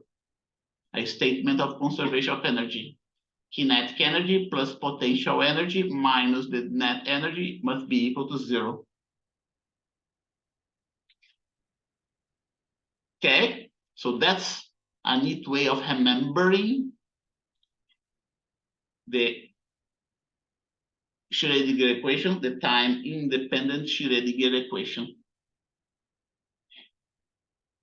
which could be applied to the time-dependent as well. If you go through the time-dependent, right, you can extract a similar relation right in here, right? See that? Here is p squared over 2. Here's the potential energy. And now we get this other operator that's going to be related to my energy, my total energy. Applying the same reasoning, right? Applying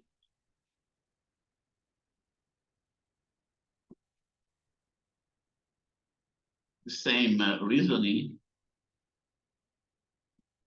we have the following for the time-dependent Schrodinger equation.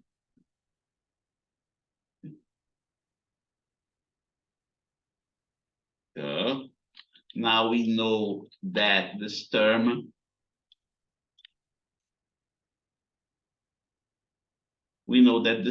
here is the p squared over 2m, right? We know that this is the potential energy, and we know that this term is the energy, the net energy. Right, so we got p squared over 2m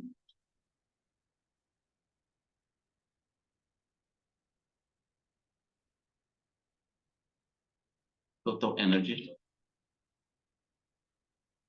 And from the time dependent Schrodinger equation, we find that the energy in quantum mechanics is also a differential operator.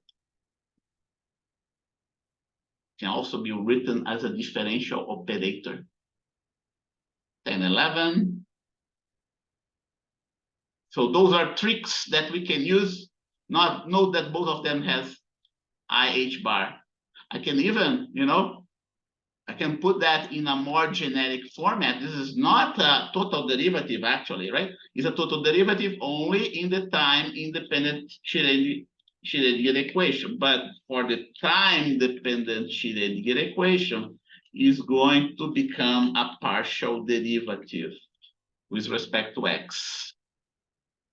Note, see that p is a differential with respect to the position, and E is a differential with respect to time. Okay.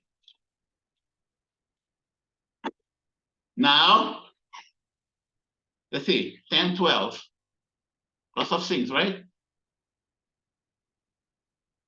Let's see when was our previous break.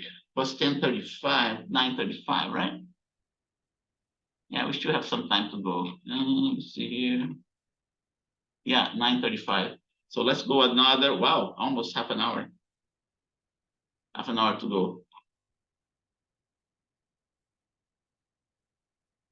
Like that.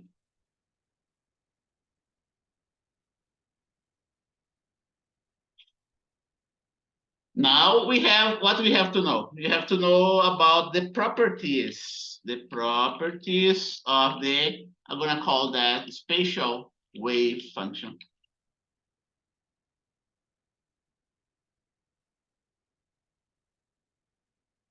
Spatial wave function, which is the time-dependent wave function. The time-independent wave function of the time, the property of the time-independent wave function.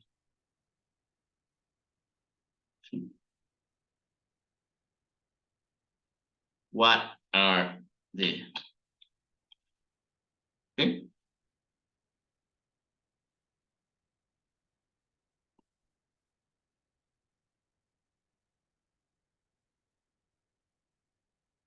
Okay, so how do I going to interpret this wave function?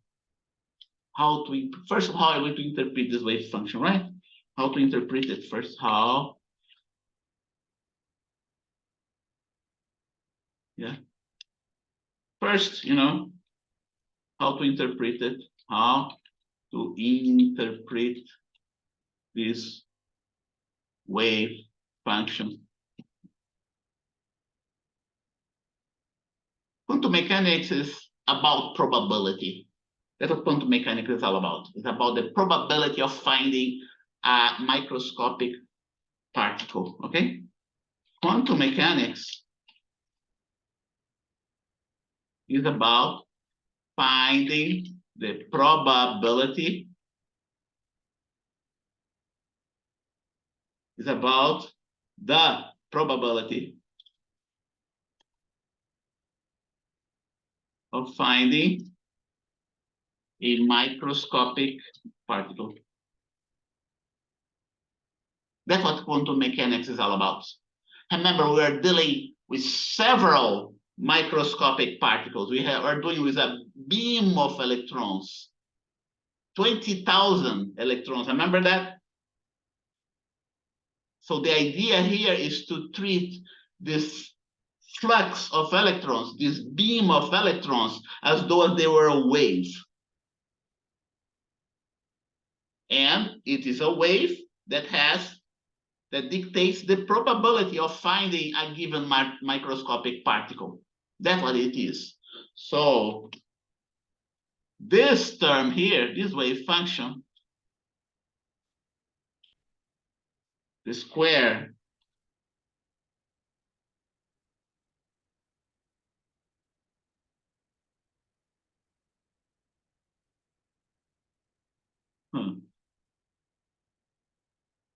strange. Okay. It's not doing what it's supposed to do. The square of this wave function, and notice that I'm using the magnitude because this wave function can be a complex function. The square of the wave function we call the probability density of finding the particle in space. Okay, finding the particle in space. Notice that this guy here is a function of x, not a function of time, right? And this probability density, remember, it's probability density, it's not the probability. This probability density can be written down as dpdx.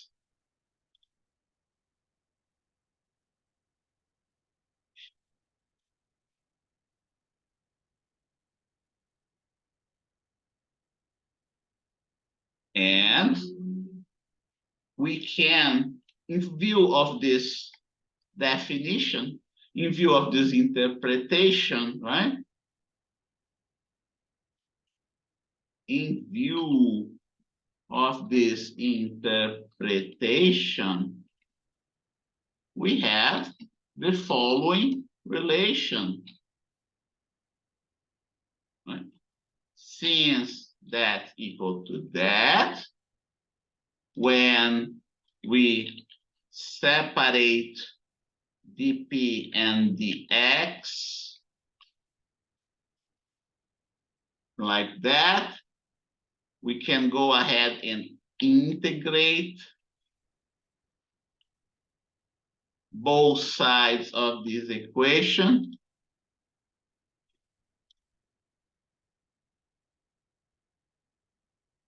Okay, we integrate from minus infinity to plus infinity. When we do this integration, right? Probability is something that we measure between 0 and 1, right? So if we integrate throughout the entire space,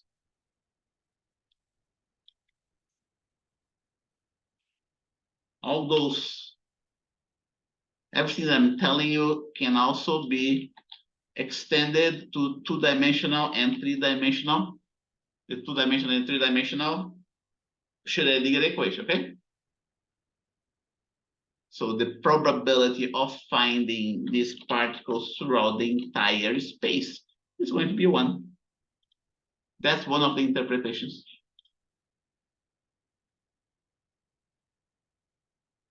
And if the probability of finding the particles throughout the entire space is 1, if we look for this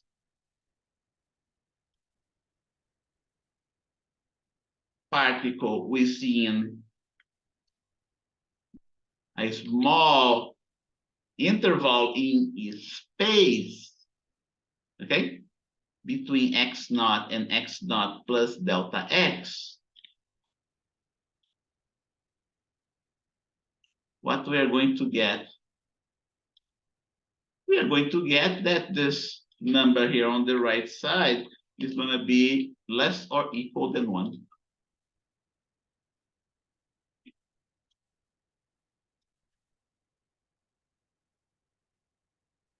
That's one interpretation.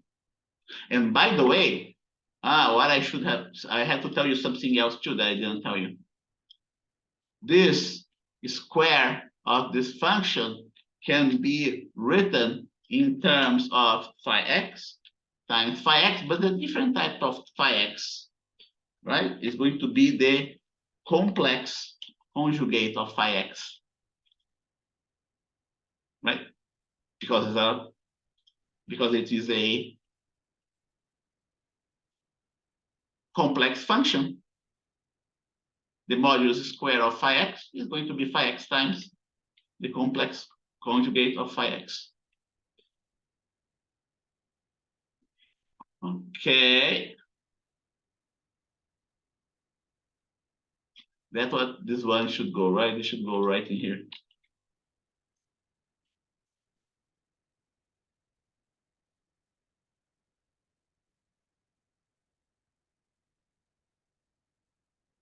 What else can we talk about? You know, we can talk about the expectation or average value of a given parameter. Okay. This parameter can be a position, average position, can be average energy, can be average momentum. So quantum mechanics is nothing but statistical physics. It is a statistical physics because we're dealing with the microscopic world.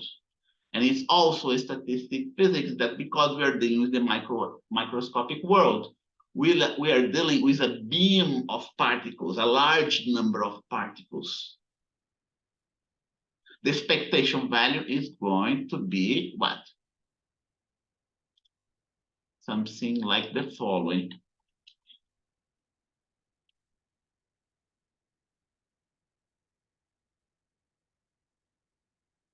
We usually represent that by that. No, maybe we have a better sign for that. I don't like that. Let's see if I have expectation value here. Oh yeah, I have it. See that? Better. Expectation value.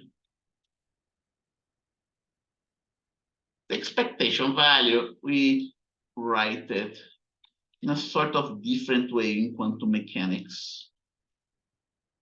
We have to break it down, this guy here in this complex conjugate and their real and the other term, right?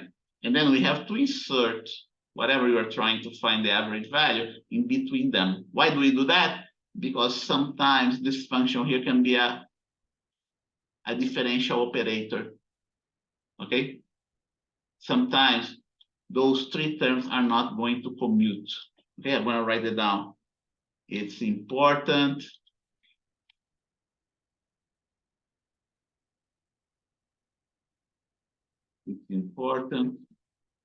to write this integral in this specific way, because the terms in the integrand do not necessarily commute, okay? There will be times in that the terms there in the integrand will not commute. That's why you have to write, when you're calculating, you have to write everything like that.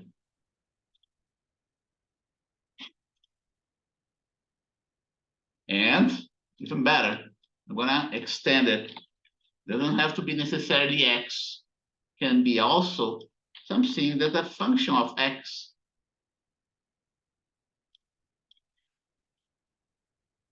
Average energy, average momentum, so on, right?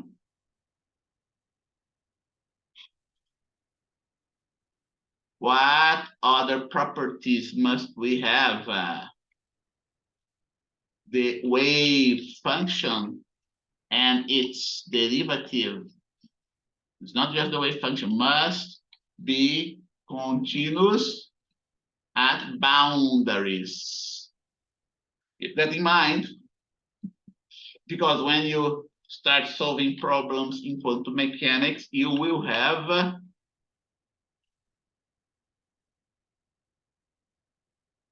to apply those properties.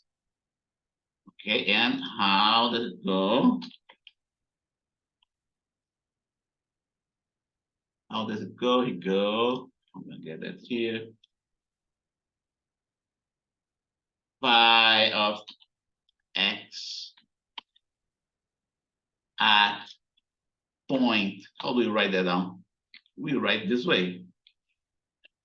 Okay. At a point A to the left must be equal, is likely to the left, right? Must be equal to the wave function at a point A is slightly to the right. But it's not just the function, it's derivative as well. It doesn't say anything about the second derivative. It doesn't say anything about the second derivative. So the derivative, okay.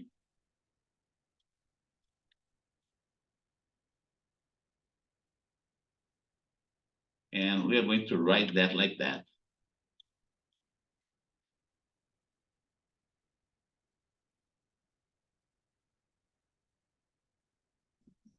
Equation. Yeah, okay, he doesn't like it. So we gotta do that without it, one by one. Writing here, right? And then derivative to the left must be equal to derivative to the right of the point. And 1027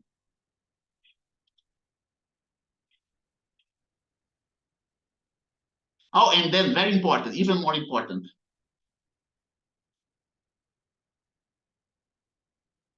Here you go. At infinity, the wave function must go to 0. Or, do you believe that?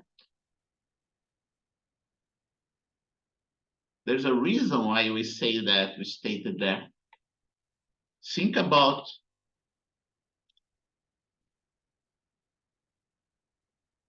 those are properties that are not very difficult to memorize, okay? Those are properties that make sense, especially this other one here. This is a property that I used to struggle when I was a student. Okay. The wave function at infinity is not just at plus infinity, but at plus and minus infinity must be equal to 0.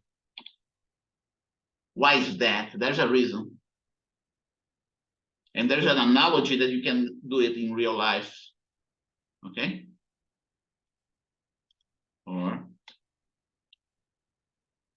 there is an analogy that is, yeah, there is a real life analogy to this property. And it's not difficult to believe. When it comes to this property, it's not a matter whether you memorize or not. It's the matter whether you believe it.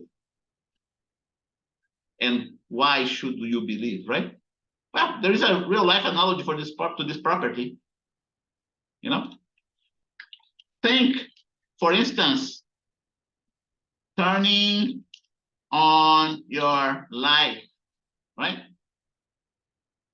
Turning on a light source, right?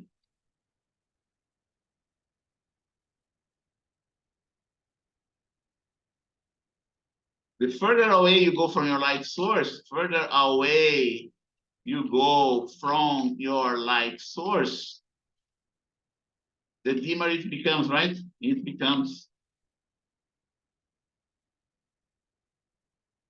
So if you are at infinity, this light source, the intensity of this light source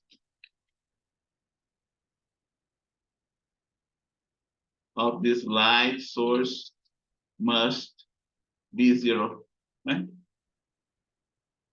It's the same analogy that we have here.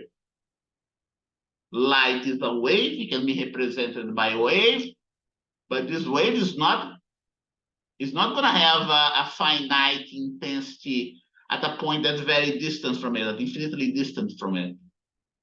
Just look at the stars, right? The further away the stars are, the dimmer they are. The sun is so close to us that it's brighter than the other stars because the other stars are further away. And those are the 4 properties that you have to have in mind. You are going to need them all to solve problems in physics. Let's review them again. The most difficult one to remember is this one, right? Everything else makes sense. If you know this definition here of the square of the wave function, you can make sense of the rest. Right? The expectation value and the normalization property. This is the normalization property.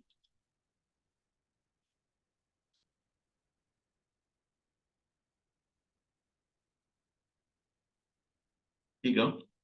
Property between x naught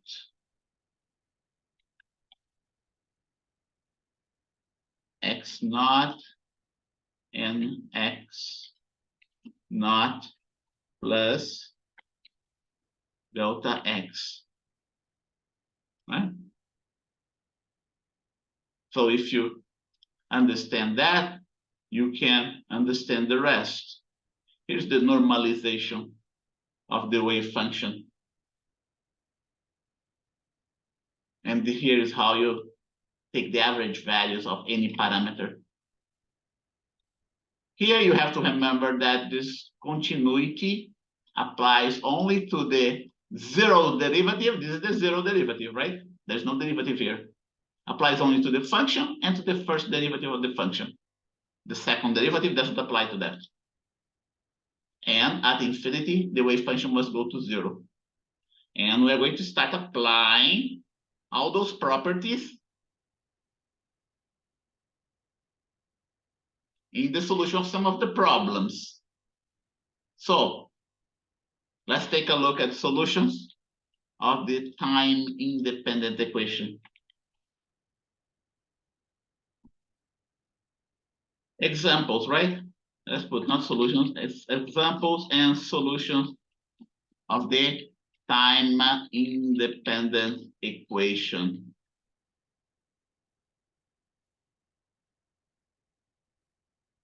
One, a particle inside a well of infinite height. Okay, and I'm going to put it here.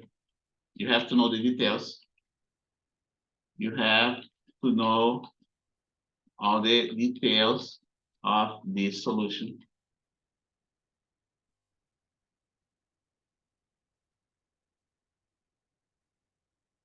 A particle inside a well of finite height.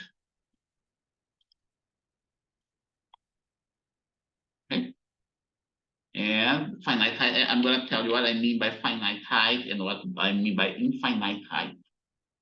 Finite height and infinite height means the potential. Okay, the potential. Remember, let's go back to our equations, right? To the time, the independent equation. Here we go. Here's the time independent equation. I don't want the bold-faced one. Here you go, right here. Go back to this guy, right? Examples and solution of the time independent equation. Here you go. In order to solve for phi, we must know the potential energy. So any example that we're going to cover here is going to be in terms of different potential energy, different behaviors of the potential energy. One of them is a potential energy that has an infinite height. The particle is trapped, that the potential energy is so high that the particle cannot escape. It's inside a well that the particle cannot escape. It's just like being at the bottom of a well. You have this much potential energy to escape the well. The height of the well is a measure of the potential energy, or is a measure of the energy that you have to jump out from that well. Okay, but it's the case of an infinitely high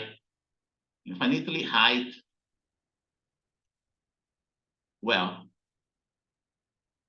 Inside infinitely high well.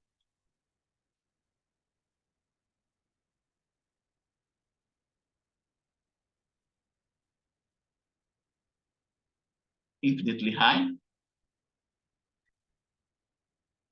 Infinitely high. Right? And finite height. A particle subjected to a barrier. I'm going to illustrate all of that so you can have finite height. Okay. And am I missing any questions here? Okay. Okay, Ashley Tai is here. Let's see, Ashley Tai. Okay, thank you, Ashley. Anybody else? Alexis? Are you there, Alexis? Alexis and Andy. Yeah, I'm here. Who is that, Alexis? Yeah. Yeah, Alexis. Okay. What about Andy? Right. Andy's away from his computer.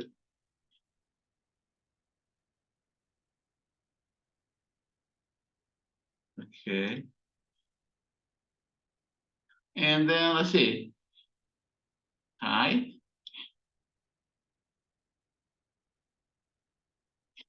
Height. A part subject to a barrier of finite height. I'm going to illustrate all of that for you.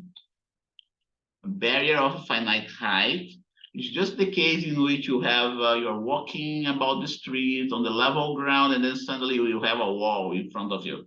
You're not inside a well. You're outside the well, but then you have a wall. And then you have to jump that wall. Do you have enough energy to jump across that wall? Okay. That's what barrier of finite height is. And here you go. The problem that Max Planck solved without knowing this law of quantum mechanics. This law of quantum mechanics. Particle subjected to simple harmonic motion. Okay, a potential that's going to be given by half kx squared.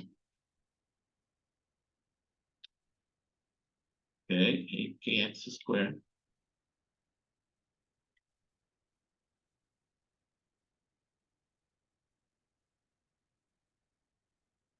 That was the problem. This was the problem that Max Planck guessed and got somewhat, it's not completely, the right answer. He hypothesized. The hypothesis was that what was the hypothesis of Max Planck? Max Planck hypothesis was that the energy levels of a particle, of an electron, subjected to simple harmonic motion, has energy level, has quantized energy levels. And he didn't know about the Schrodinger equation when he came up with this guess. Lucky guess. Let's say lucky guess. Lucky guess coupled with hard work and some intuitive understanding of the system. So when Schrodinger came up with his own equation, he had to make sure that Schrodinger equation would reduce to the solution of Max Planck. Right? That was one of the tests that he had to do to his law. And by the way, there is one more here. I do not know if you're going to have time to do that. The solution of a electron around the hydrogen nucleus.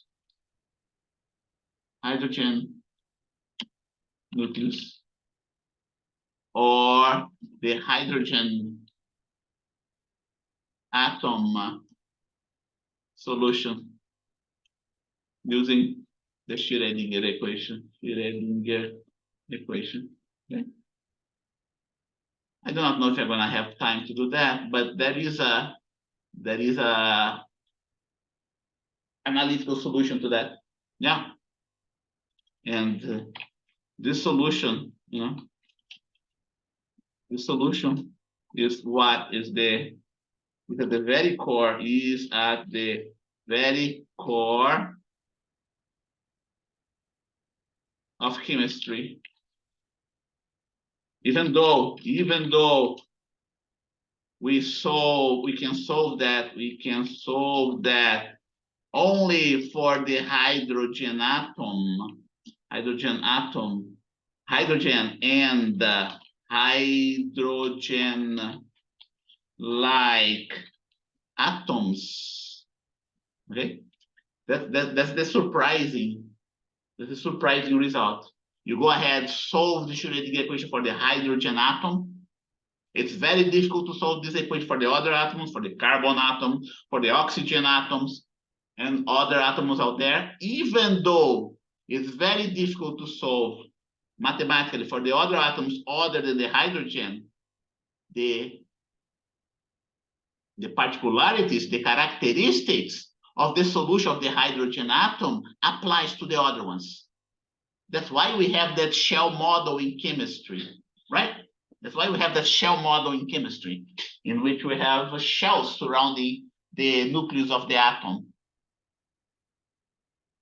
That shell model in chemistry was, was formulated based on the solution of the Schrodinger equation for the hydrogen atom. 10:43. Let's have our break, right? Any questions about that? When I was a student, I was not paying much attention to that stuff. I didn't like quantum mechanics when I was a student. I liked astronomy. I like big stuff. So I didn't care much about quantum mechanics. But looking, more in depth of this problem, it gives a satisfaction to understand better what those equations are all about and how we solve them, and how the hydrogen atom can be used as a model for everything else. How the hydrogen atom can be used as a model for the helium atom, how the hydrogen atom can be used as a model to the carbon atom, to the beryllium atom, and so on. That's why we get that shell model that we learn in chemistry, right? 1s2, 2s2, right? 2p, spdf, different shells, right? You must have learned that before too, right? 10:45. I am thinking about not having a lab today, okay? So we can cover this material for the exam. I'm thinking that maybe we might not have enough time, but I want to cover at least those 4 here. Let's see how it goes. And keep that in mind. Break. Let's go for a break. 10:45 to 11 a.m. Right? 10:45 a.m. to 11 a.m. And I see you in 15 minutes. Okay. Stop sharing.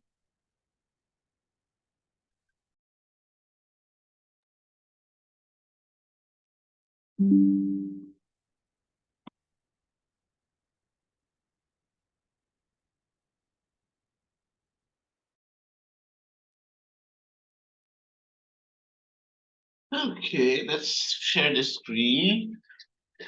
Okay. Let's start with number 1, right? With particle inside infinitely high well. And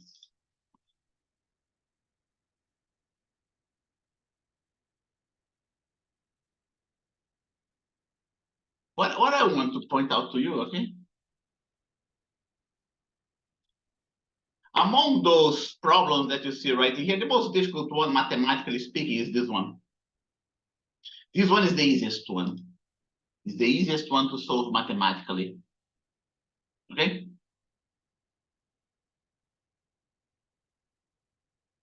So what I am advising you, so you don't get burned out,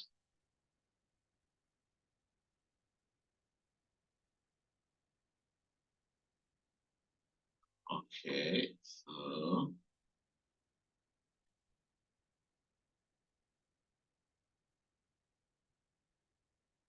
I'm going to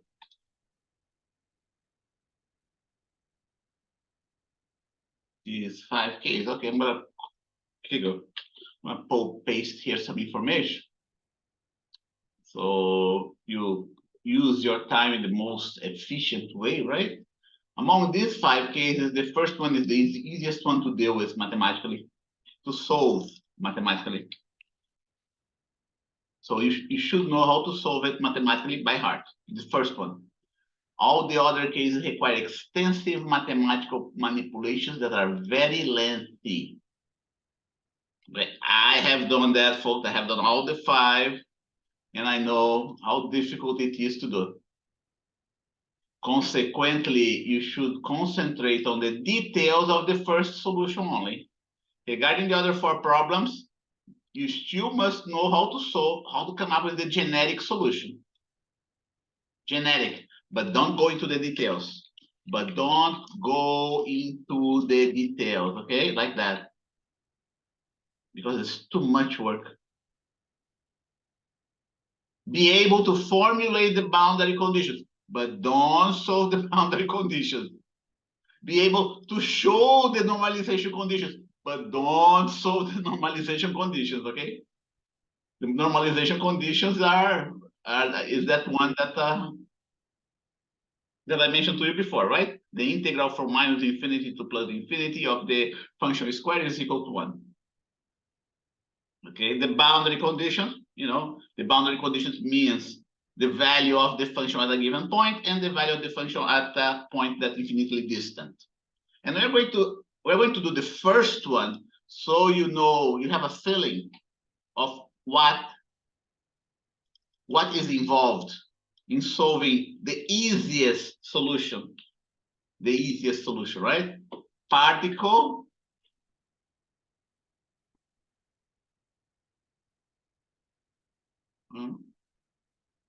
of mass m inside a box of width L.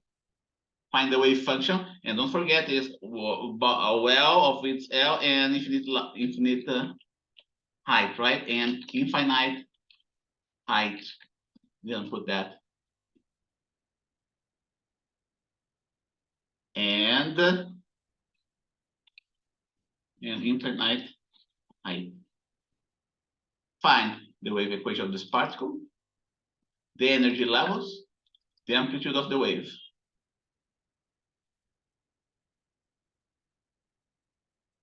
Okay, that's what we are going to do. And let me show you how it looks like. Here we go. We have a point particle. We have, let's say, an electron here or a proton that somehow I trapped it inside a well. I created a region in which the proton cannot escape. The electron cannot escape. Do you see here the potential energy required to escape this width? See, length L? It's just like you inside a very deep well. You don't have enough energy, you don't have enough kinetic energy to climb out of this well because it's infinitely high, or even better, it's so high that you don't have enough energy to climb out of it. Let's see how quantum mechanics predicts. What's the prediction of quantum mechanics for the energy levels of this particle, for instance, and how the wave function looks like? What are the possible energy levels? What you see right here is a very simple problem, easy to solve mathematically, but has applications in other real-life problems. There's no such a thing as infinitely high well, okay? But it's still an approximation to some real-life problems. Okay, so let's take a look at the solution step by step. In this problem, we have the following boundary conditions. Here you go. We have the following boundary conditions. Okay, it's going to be something like that. Okay.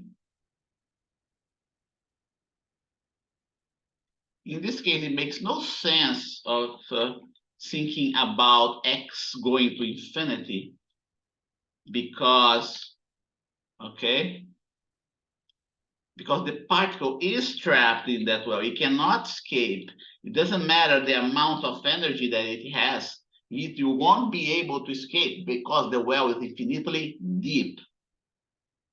Okay, so we have this boundary condition. There is no need to put the boundary condition on x equal to plus and minus infinity because the particle cannot reach those points. It's trapped, indefinitely trapped within this region. The particle cannot jump here, cannot jump here. It requires an infinite amount of energy to come out of it. And we have 3 regions, right? Region 1, x less than 0, region 2, x between those two values, and region 3, x greater than L. That's the first boundary condition, right? If we are going to document what is the potential, right? We can do that. We can do that in a mathematical way, in a formal mathematical way. Okay, equal to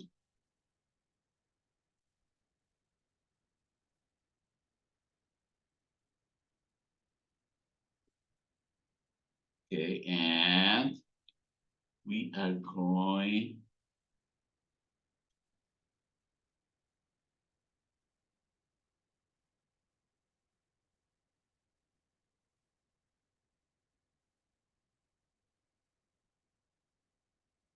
I need, let's see if I have it here. Oh yeah, that's the one I want. Equal. It goes like that. The way we define U is like that. U is going to be equal to the infinite value. And I want to specify that plus infinite here for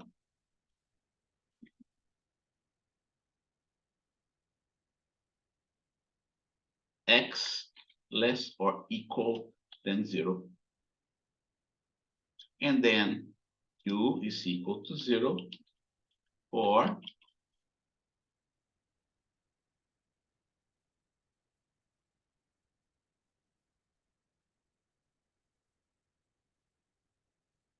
L.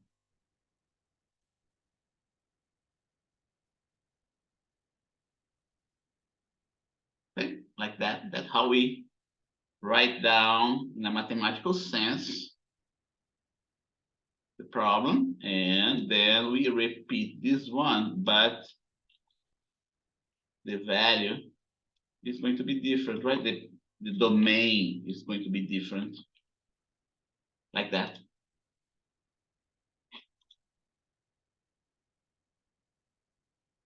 Picture, again, picture this illustration here of the potential.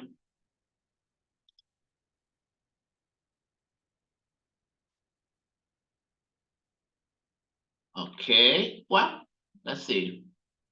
What else we can write down? Not only phi is equal to 0 those points, but phi must also be equal to 0 at regions 1 and 3.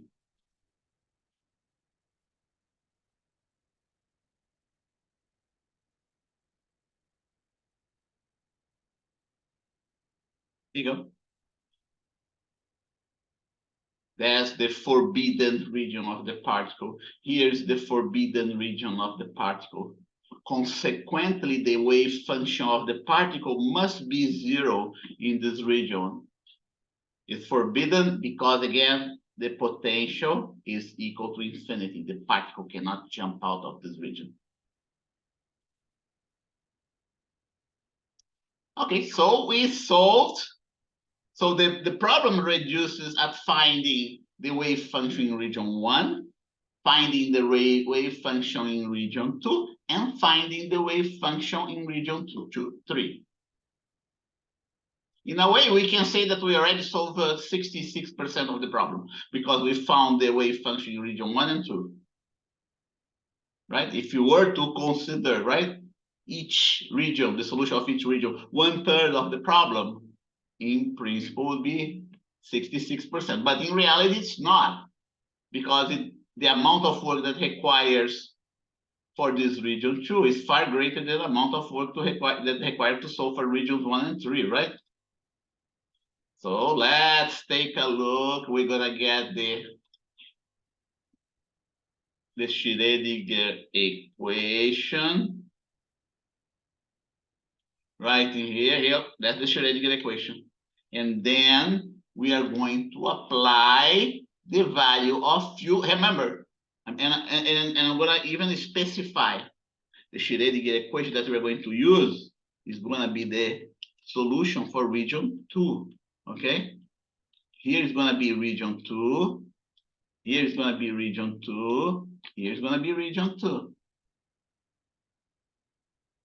So in region 2, the potential is 0, or the equation reduces to something like that.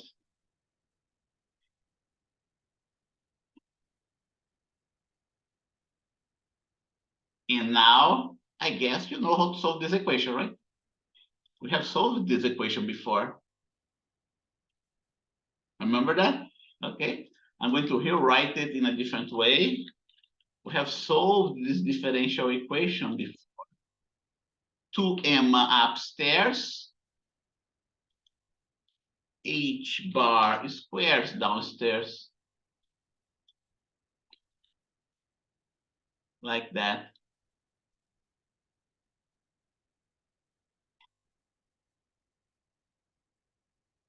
This solution here can be either a sine or a cosine, right?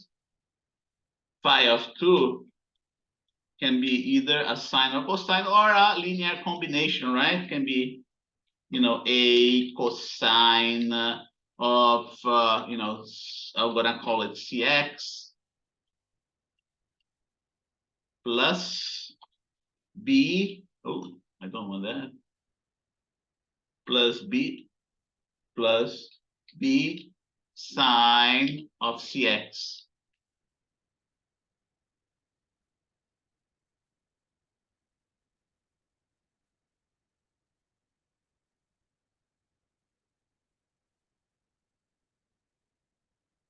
Like that.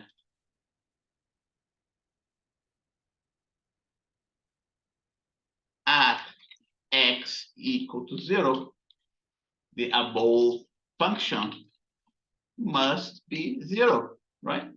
Because of the boundary conditions. What does it imply? If I apply x equal to 0 here, right? This sign is going to be 0. This argument is going to be 0.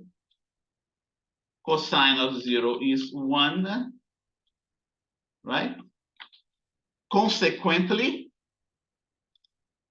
a must be 0. And we have this solution for the wave function in the second region. We didn't finish the problem yet. We didn't finish the problem because we still have to know what B is and what C is. So now we are going to apply the other boundary condition that we know. At x equal to L, the function must be 0. X equal to L, right? B sine of CL must be 0 too. Must be 0 too. And that's where we start getting the values of C. So that's the solution you must work on. Okay, B sine of CL. We don't want B equal to 0, because if you have B equal to 0, then you get a wave function that is equal to 0. That's what we call a solution that is not a solution, right? A solution to the differential equation that's not a physical solution. Since sine must be equal to 0, what does it mean? It means that the argument CL must be equal to 0, pi, 2 pi, 3 pi. Oh, what did I do here? 3 pi 1, 2, 3, n pi, where n is equal to 0, 1, 2, 3, right? So we solve for the C. C is our unknown, L is known. So C is going to be n pi divided by L.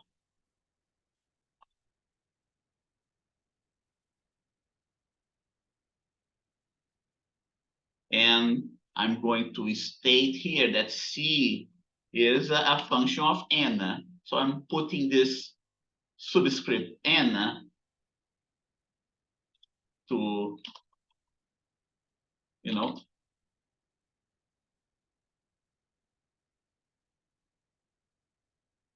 to emphasize that the values of C are quantized. Okay. So now look what we have. Now we're getting there, right? Now we know that the value of C in our solution. Okay. We know pi, we know L, X is a dependent variable. And let's not forget that the full solution with the temporal value is going to be equal to what? That exponential, right? I E over H bar. Let's see, what is that? Yeah, no, it has to be H bar over E. H over E T, right? Let's go back. Let's see if it's right. I believe that there's a negative sign here, right?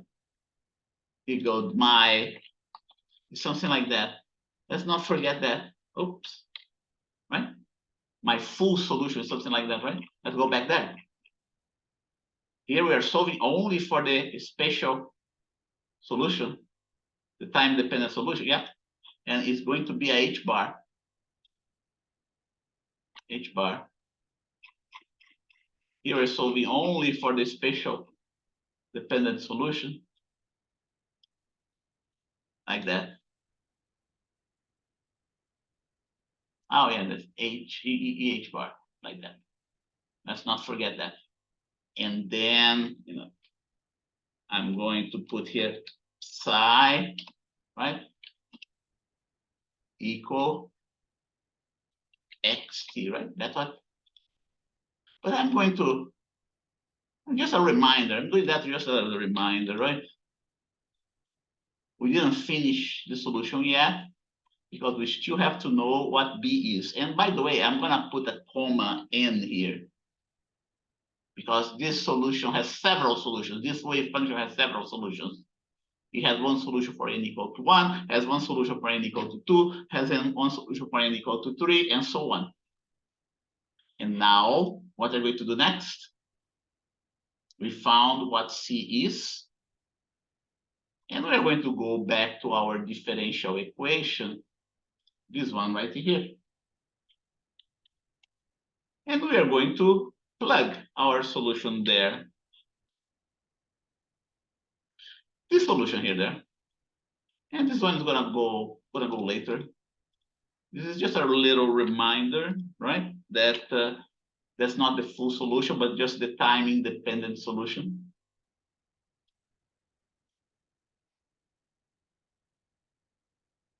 And we are going to differentiate this guy twice.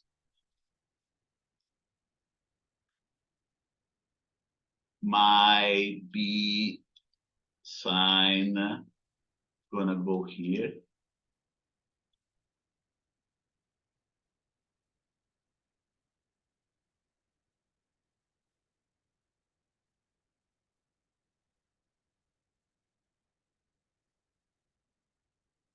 Right here.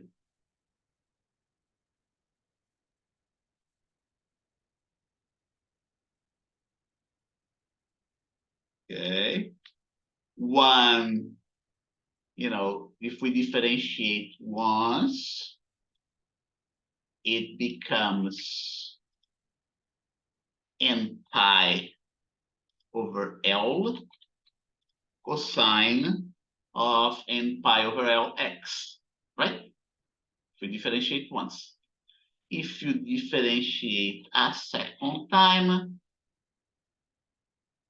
it becomes sine, but don't forget it's a negative sign, n pi L square.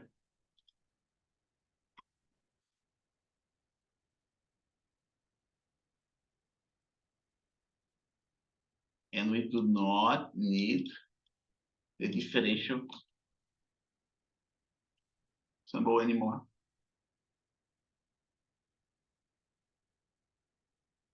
Like that. And look what's going to happen. We are not going to find B, but we will be able to find something else.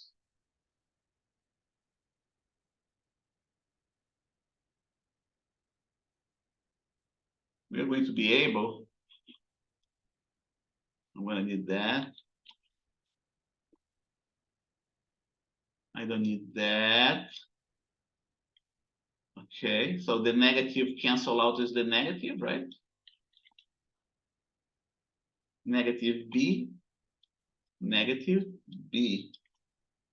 The sine n pi x over L cancel, sine n pi x cancel.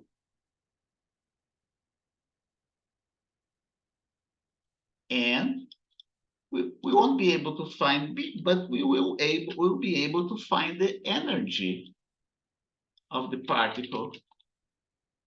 Here is going to be n squared pi squared L squared.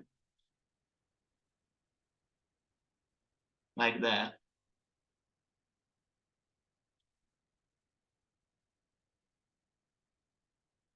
And now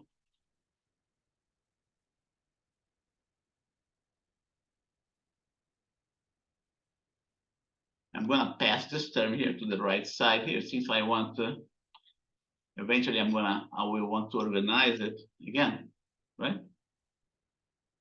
And h bar square is going to go to the right side. 2m is going to go to the right side. I'm going to put it like that.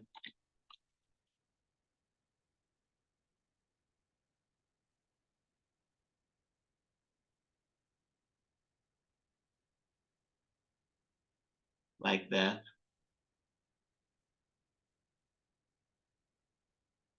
So we have some energy, and the energies here are discrete levels of energy. Can we get, that constant there in front of? Yeah, we can get the constant. In order to get the constant, we have to do the normalization factor. Okay, we have to come up with normalization factor, and that's what sometimes is really difficult to do. Okay, it's very, takes lots of energy. So in order to do that, now we already know, that what we end up having here is going to be a E sub n.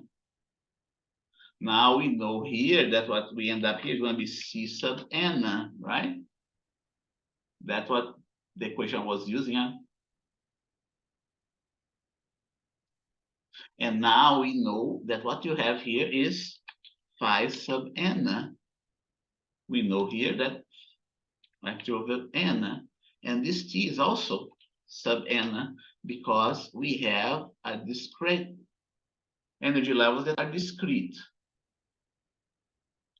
Now let's take a look at those levels of energy in the box. I shouldn't finish the problem, right? Didn't finish the problem when I get there, but let's first concentrate on the energy levels. Here is my well, neatly high well. Here are the energy levels that the particle can have. The particle can have this level of energy, the first level of energy for n equal to 1, which is the lowest of them. It's h bar square. I put h here. Oh yeah, h square, yeah, h bar square over 2m pi square over L square, right? Yeah, when you simplify everything, you get something like that in terms of h instead of h bar. The next level is going to be number 2, so it's going to be 4 times more than this one. The next level is going to be number 3. The 3 is squared, is going to be 9 times more than the other one, and so on. Okay. So that's how you illustrate the energy levels of the particle inside a well.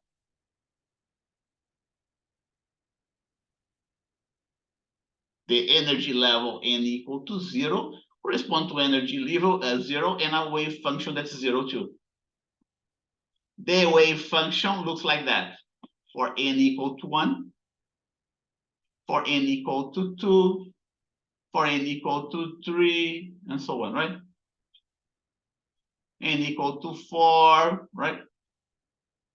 More wiggles here.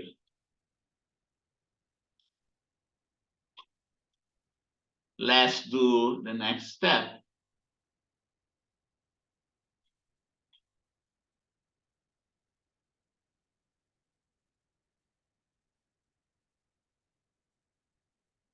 The next step is the normalization factor. We have to normalize the function to find that b value that we do not know. Okay, we do not know b. Okay, so let us now use the normalization property to find b. And by the way, I'm going to tell you that b is going to be a function of n as well, okay? It's going to become clear. And I'm going to keep on using those terms here because I don't want to have big equations. I don't want to keep on carrying big stuff around. But just remember, E sub n is that, C sub n is that. Okay? So how do we normalize? Oh, let's get the normalization. The normalization is here. Normalization properties here. From minus infinity to plus infinity. Okay. And don't forget, it's going to be for a specific value n.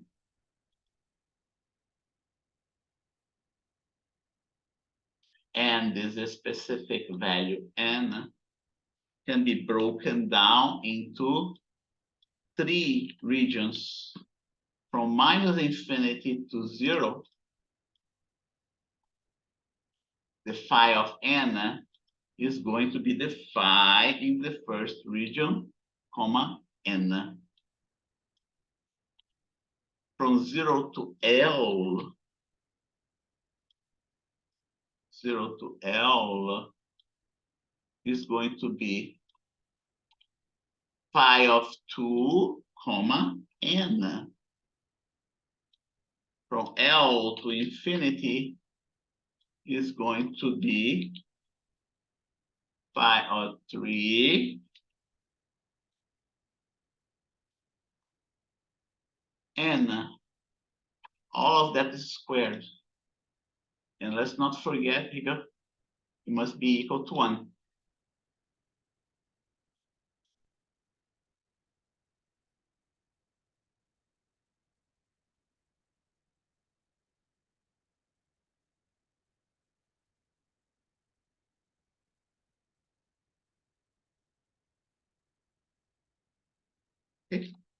Okay, this one we know is 0, right? So we can get rid of that. This one we also know is 0. So you can get rid of that. And we are left only with the wave function in the second region, which, by the way, is going to be something like the following. is going to be, where's the solution? Right here, the solution is going to be something like that. Huh? Paragraphs? Huh. Strange. Let's see. Ah, didn't like it. Oh, let's go back. Must have copied something wrong there. Okay, now it went through, right? Don't forget, whatever is here inside may be a imaginary, a complex value, but not the sign of n pi xl, right? N pi x and l, they are real numbers, but the b can be a complex value. So what we're going to do, instead of writing b squared, I'm going to write down magnitude of b squared, like that. And we are left with sine square of this function. Okay, like that.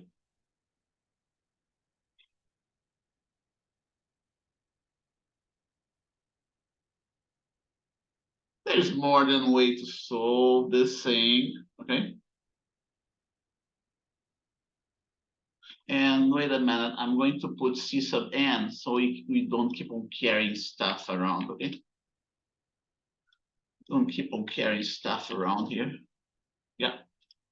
Now it's a matter of solving for this integral.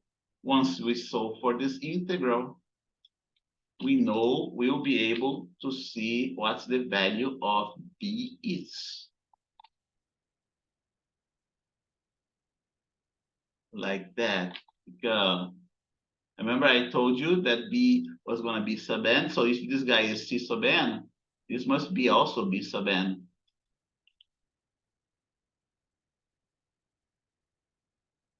Okay. Sine of square, we do not know what's the integral of sine square, but we know other integrals. We also know that cosine of 2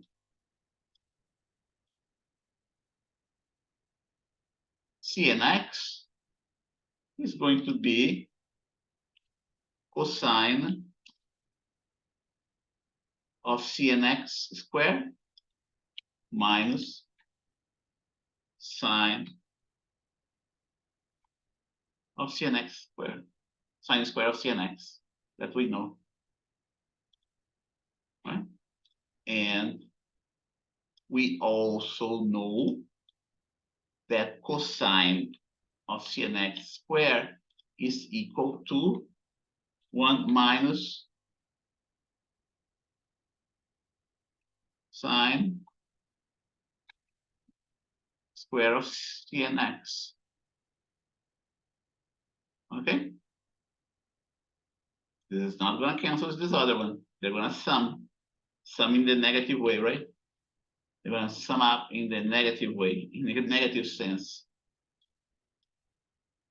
That's our little trick that we learned. This integral, we know how to calculate, but we do not know how to calculate this integral, nor this integral.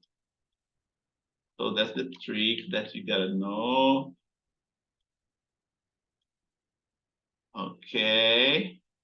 Solve for the c sine square. I'm gonna pass this guy to the other side. It's going to become minus 1. Right? Here's negative, here's positive.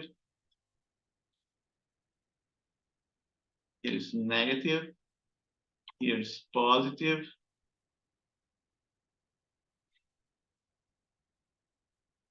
Cancel out the signal here.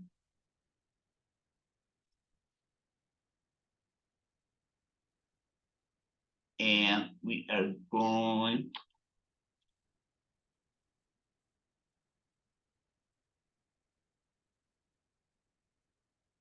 We're gonna put the 2 right in here. After doing all of that, we can finally solve our integral more easily. Let's go get it. Here you go. And remember, this is a simple problem in quantum mechanics, okay? Imagine what it means to do the simplest one that we're gonna see. Imagine what it would take to do the other ones that are more difficult. That's the type of thing that they don't tell us. At least my professors didn't tell us. They just told us to solve the problem. Make us feel frustrated. This one is not as frustrating as the other ones. Because we have 2 integrals now. Okay, and I'm going to sum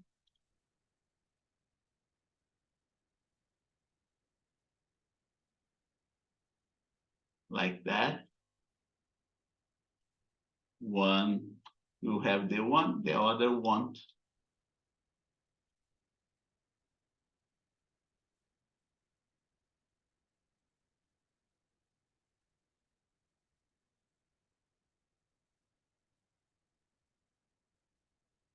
Like that. And now we are left with this one. We can even commute, right?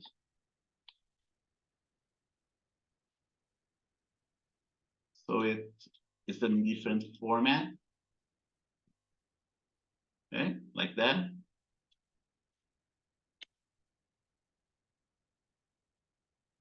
Almost there. Half. That's gonna be L. That's gonna be sine.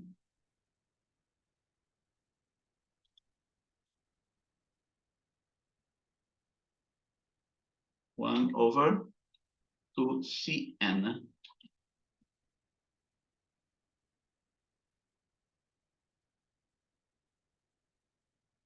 Is that right? Okay. Yeah, that's right. And then we have to apply the limits. I don't see any error here, do you folks?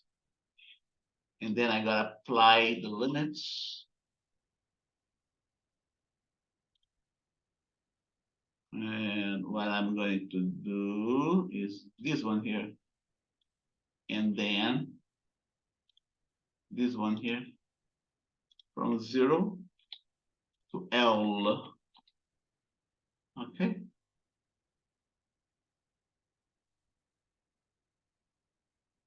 And oh,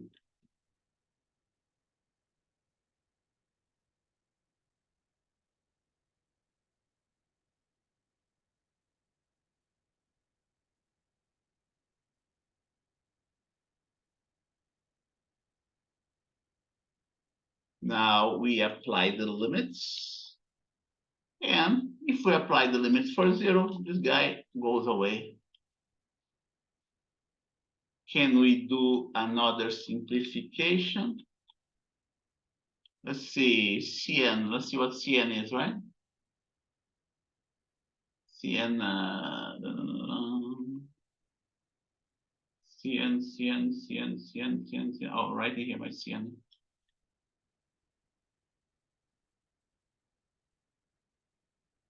Cn.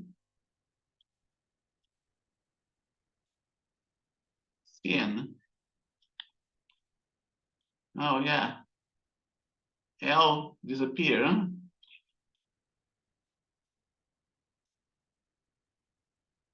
So L disappear. And all is left is n pi.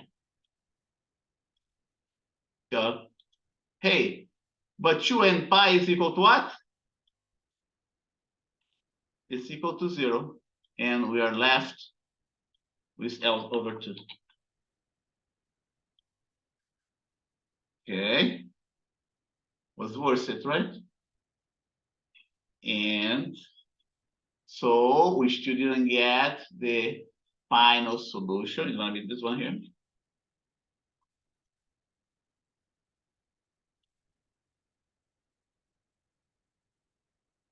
Okay, remember I told you it's B sub n, right?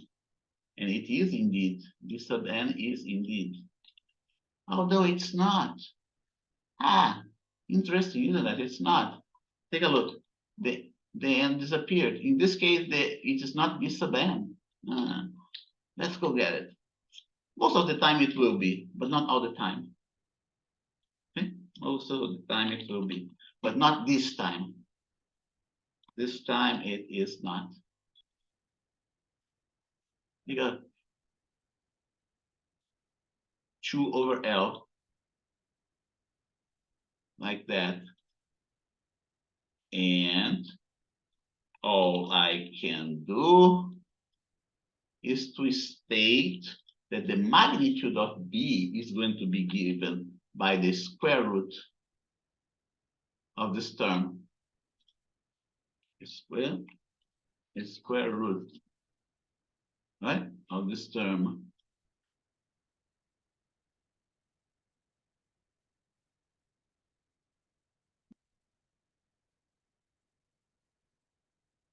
Like that. All I can say.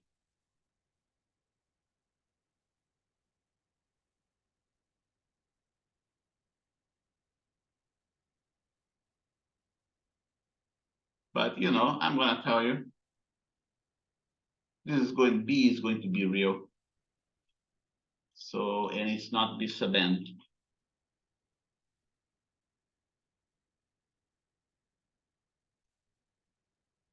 So that's gonna be like that. Okay, that's our solution. Final solution for the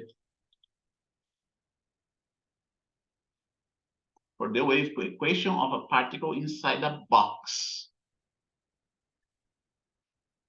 And I will, that's going to be Cn, right? No, that's going to be Cn. Cn equal to that. And E sub n is going to be something else. E sub n is going to be this guy here.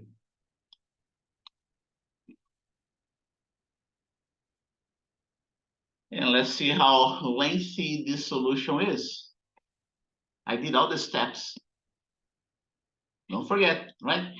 The complete solution of this problem, complete, is the following.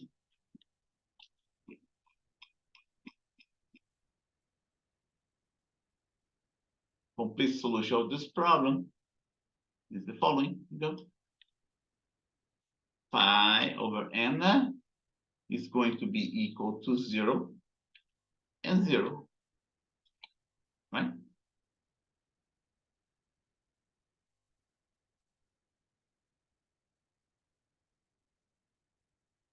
Like that.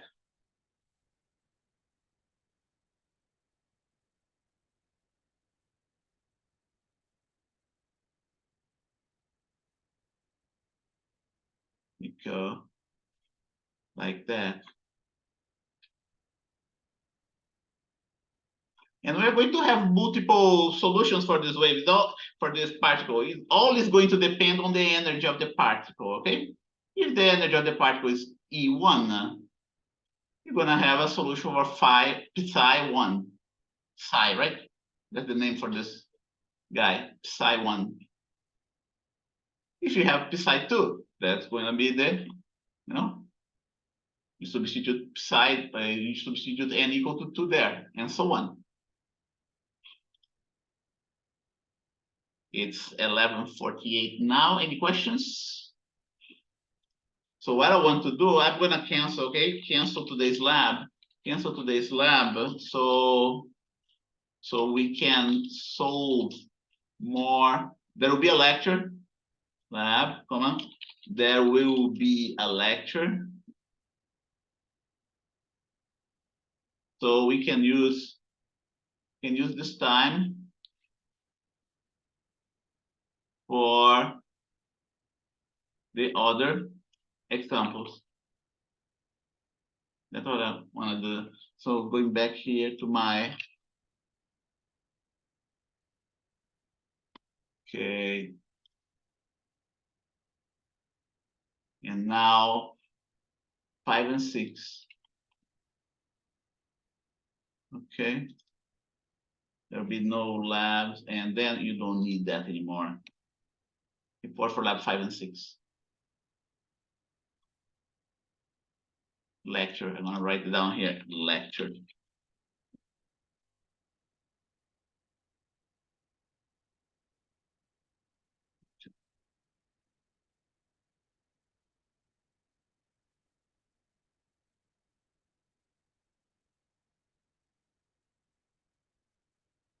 Any questions? 11:50.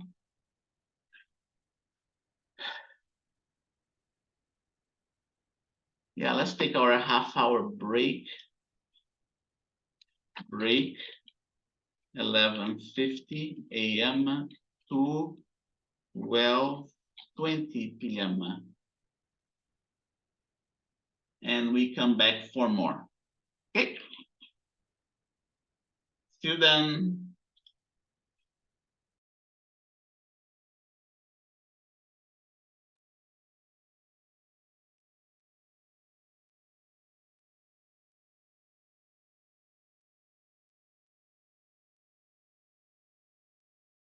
Okay, we're back. Half an hour goes so quickly, right?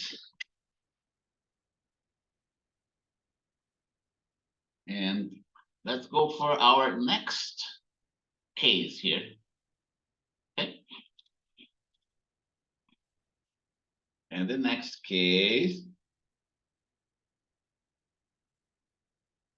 is a particle of mass m inside a well, a finite well, a finite height u0 and width L. So it is as though as you are inside a well, but it's very shallow, a very shallow well. Okay, this case, the next case, here you go. The next example is analogous to the case where you are inside a shallow well. Okay? And what is the illustration for that?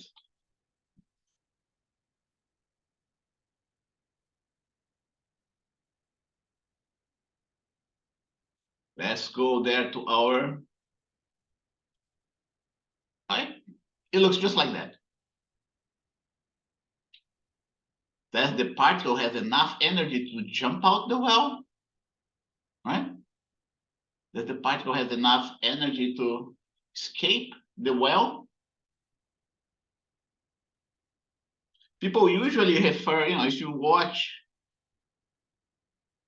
there's a science fiction series, TV series, The Expanse, right? People usually joke with each other, have you been at the well, right? That's how they speak there, that TV series, right? So the guy that said that, what do they mean about that? Have you been at the gravitational wells of Earth, right? Have you been at the gravitational well of the Earth lately? That's what they mean. And the situation here is kind of similar. Somehow we managed to build a well, a well for the particle to stay in there, okay? And if the particle has enough energy, it can jump out. The particle can jump out, otherwise it won't be able to jump out. And we can use the Schrodinger equation to solve for this problem as well. But remember, the easiest problem that you're going to find was the previous one. The previous one that we did was infinitely high well. So this problem here is going to be more difficult to solve. Let's see what are the challenges that this problem imposed to us, right? So going back to our solution, this one here, and it's more or less the same script that we got before, more or less, but it's more difficult, okay? It's more difficult. Let's see how difficult, how different the script is, right? I'm gonna copy everything and then, I'm not gonna use everything, but I'm gonna copy everything anyway. And let's see how different it is, right? Okay, so the first thing that you have to know, right, is the potential here. It's gonna be U naught. No, wait a minute. Let's see here. Yeah, that's right. It's U naught. U naught, 0, and U naught. Instead of infinitely high, it's gonna be finitely high. But now, okay, but now this boundary condition here, let's see if I can get that infinite. No, this boundary condition here is going to be just, oops.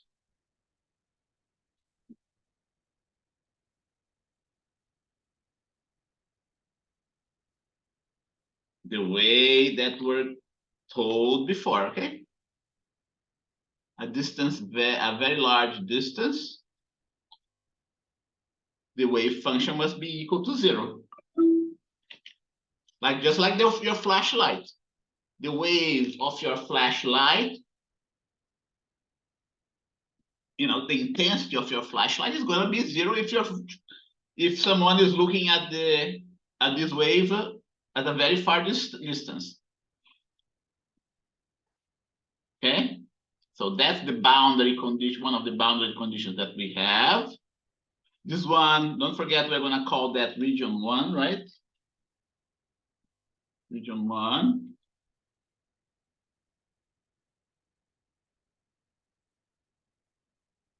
Region 2.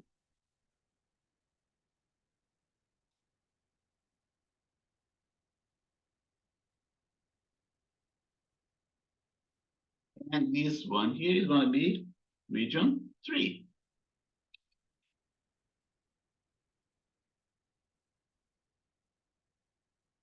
Region 3, just like we did before. But then you're going to have another boundary condition. This is one of the boundary conditions, right? It's not exactly a boundary condition, but let's call it anyway. And there are other boundary conditions.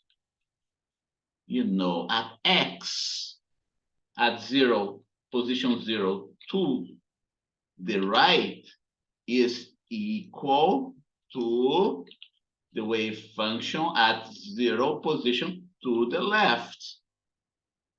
That is another boundary condition. Going back to the illustration here, we go. At this point here, the wave function, infinitely close, slightly to the right must be equal to the wave function is slightly to the left. That's what it means. But it's not just the wave function. It is also its derivative, right? It is this derivative as well. But let's do the other boundary condition for the L, right? L to the right, L to the left. And then we have, and by the way, L to the right is going to be phi 2, okay? So now, let me put this way. Okay, I want to do yeah, it's going to be phi 2, okay? L to the right. L to the left is going to be phi 1, L to the left of 0. L to the right of L is going to be psi 3, not 5, psi 3. And L to the left of phi is going to be psi 2. And now we can go d phi dx, right? d phi and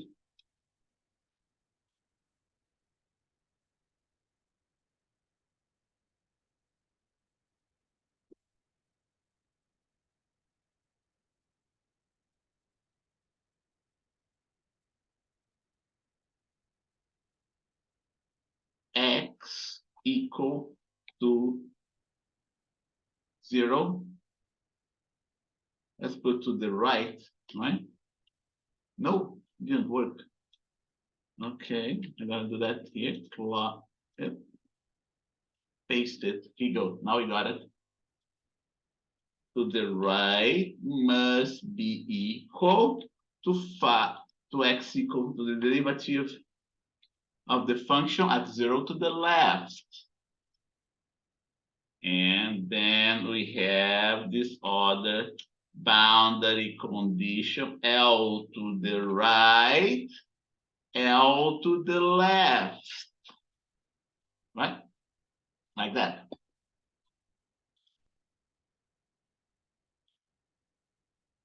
L to the right and L to the left. Those, we need more than that.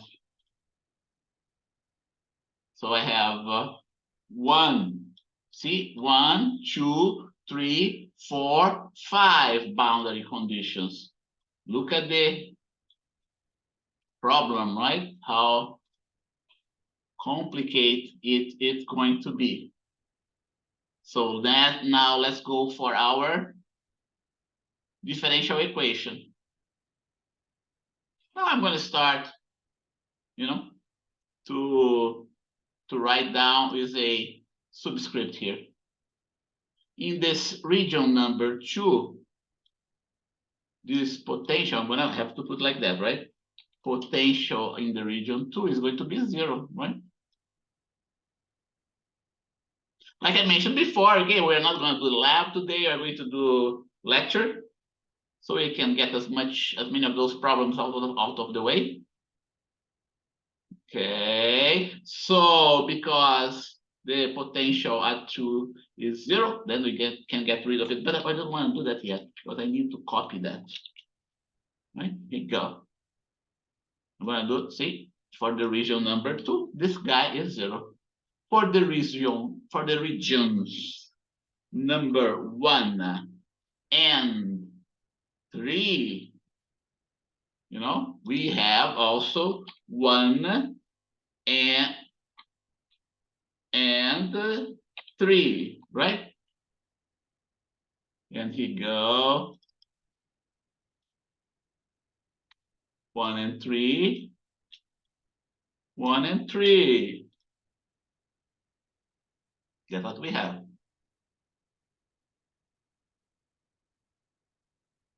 So in the region number 2, the potential is 0. Hey, it didn't even have to do that, right? In the regions number 1 and 3, in regions number 1 and 3, the potential is constant, right? So I'm going to replace, it's not a function of the position, is going, oh, let's do it this way. I'm going to do like that. It's going to be U naught, right?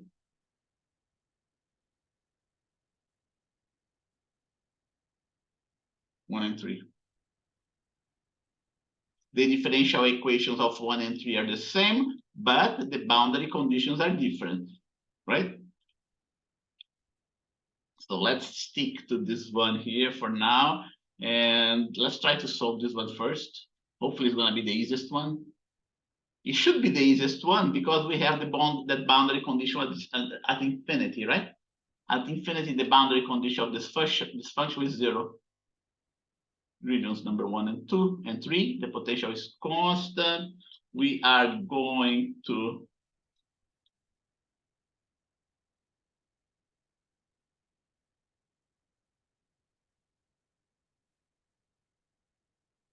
like that.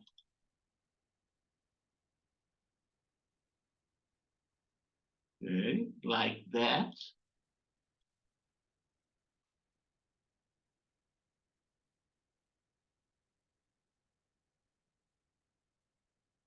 And then we go the next step. Eliminate this in between. And we go minus 2m, right? H bar square. H bar square. No, someone's trying to come in. Okay, yes.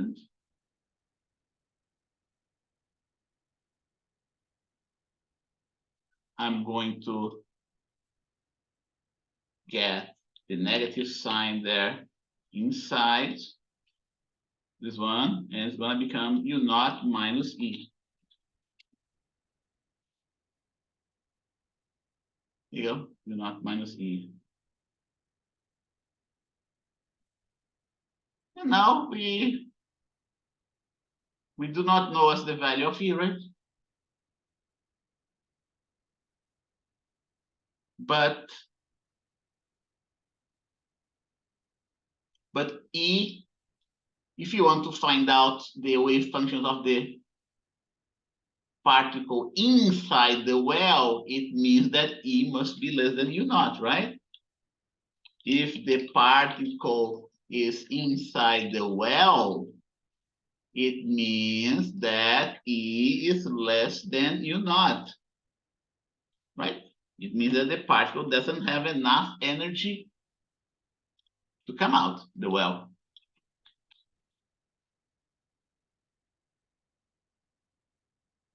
And if that's true, so this term must be greater than 0. And if this term is greater than 0, this term is also greater than 0. And, right? And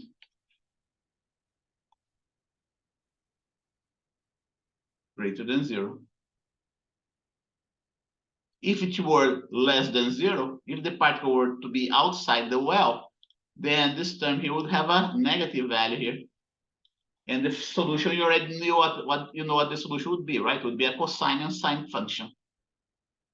But because this term here is greater than 0, you must have the following solution for this wave function. The solution must be exponential, either with a positive term or with a negative term. Okay.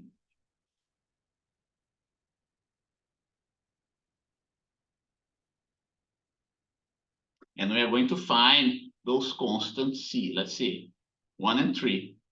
But let's go, well, because 1 and 3 has different boundary conditions at infinity, not just at infinity, but x equal to 0 and L, then we now must cover, right?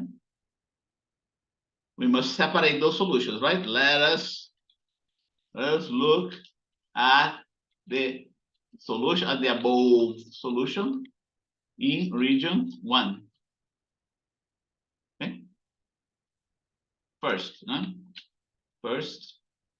let's start from somewhere. It doesn't matter if we choose the first solution, right? First, let us look at the above solution in region 1. Okay. Boundary BC, boundary condition at x equal to minus infinity, right? Infinity. What we have, and that's gonna be, this guy here has to be just region number 1.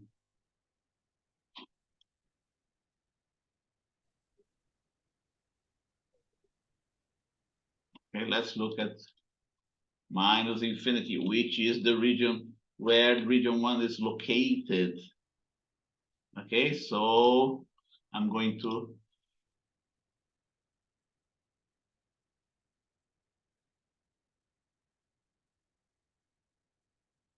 minus infinity. In order for this function to be finite, right? this term here must be 0. Otherwise, this term here is gonna blow up, right? Negative infinity with negative becomes positive infinity. But negative infinity here is gonna, in this term, is gonna result in 0, right? And let's go ahead, we go equal to 0. That's the boundary condition. Right? So in according to this boundary condition, I'm gonna put minus infinity here. Minus infinity here. And I'm going to put plus infinity here.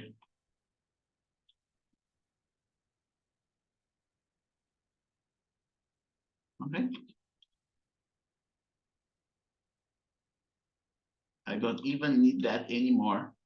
Going back to the potential here, see? Minus infinity is to the left. So region 1 covers only the region between minus infinity and 0. That's how we have to do this boundary conditions, right? So we are left, this guy is going to be 0 because it's the exponential raised to the infinity. Consequently, what will end up happening is that b is going to be equal to 0. And now we can here write phi 1 in that region.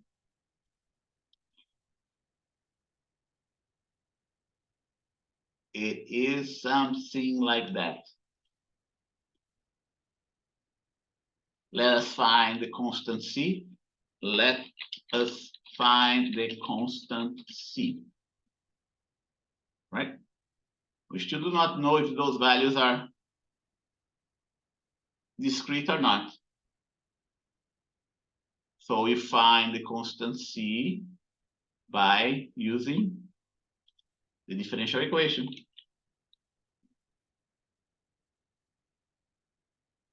Go 1.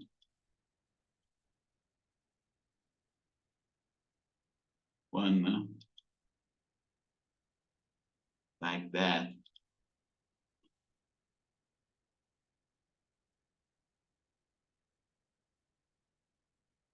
Like that.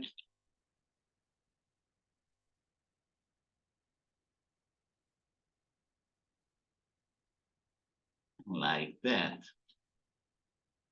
We do not need the parentheses in this case, right?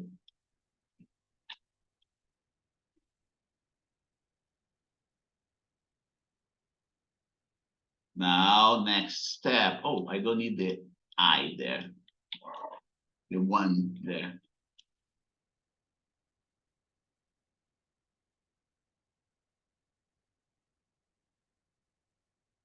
A gets out of that.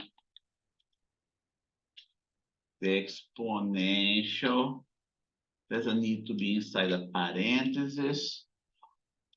And we end up with 2 differentials, right? And the 2 differentials result in E Cx. We have a c squared because we're differentiating twice. We can go in the next step. We cancel out the a. During this procedure, we don't find a, we find instead the c. The c because a gets canceled out, but not c. Note that c is a function of the energy. Let's assume that this value is real. And when we do that,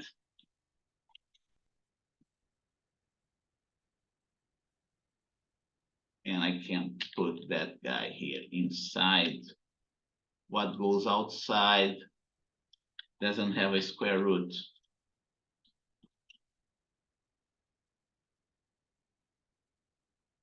To Emma. Okay, we don't have this square anymore. And now, little by little, we're getting the solution that we want, right?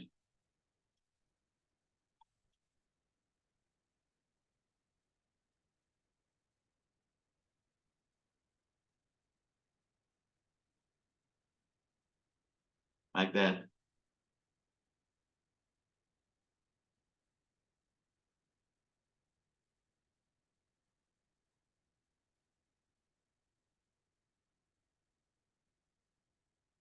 That.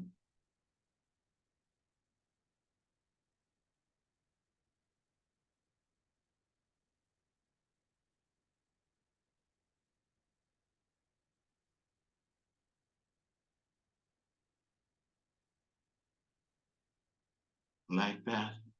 That's phi 1. We're going to repeat that for the wave equation in 3, in the region 3. But I'm not going to do the detailed steps, okay? Or maybe I can. Let's see. Let's do it for region 3 now. It's 3 times as much work as the previous one. Region 3.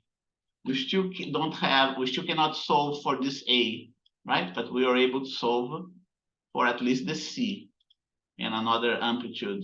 For region 3, it's going to be like that, 3. Instead of minus infinity, it's going to be plus infinity. Okay, don't forget that this plus, this one is minus. In the region of plus infinity, this term diverges, right? This term diverges, but not this one.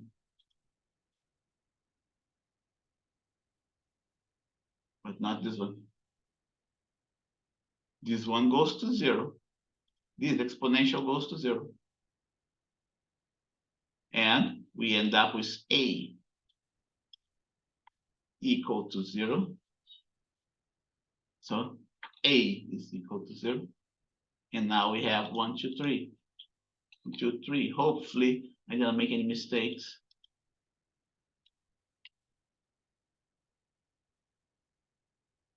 I have A, let's see. A is 0. Oh, if A is equal to 0, we are left with this one. Here, we're left with B.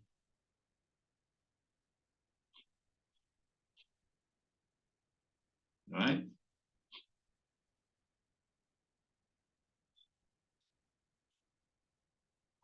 Just like before, we are going to substitute phi 3 here, phi 3 here. But now it's going to be B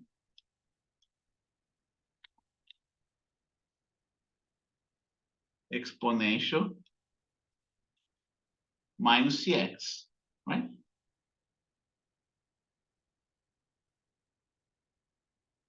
B minus Cx, B minus Cx, right? B C square is minus C square. That's what it is. Minus C square. I want to remind you. And let's see if we did everything right. Yeah, that's right. Here you go. When we differentiate the first time, we get minus CE to minus CX. Differentiate the second time, we get again minus CE minus CX. And B exponential minus CX.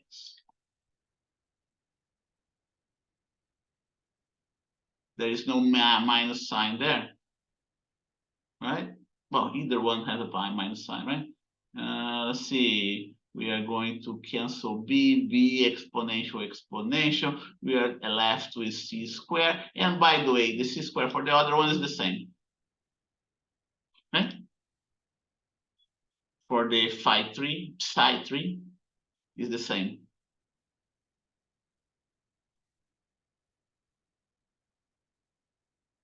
And psi3, 1, 2, 3. All right. We have a negative sign here, but it's a B coefficient that we still do not know what it is. We find B through another. We find B through another boundary condition. Okay, so let's summarize here before we move on to the next, right?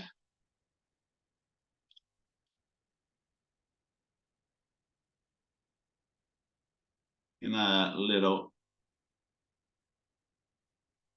what's doing here? Oh, okay, I overshoot.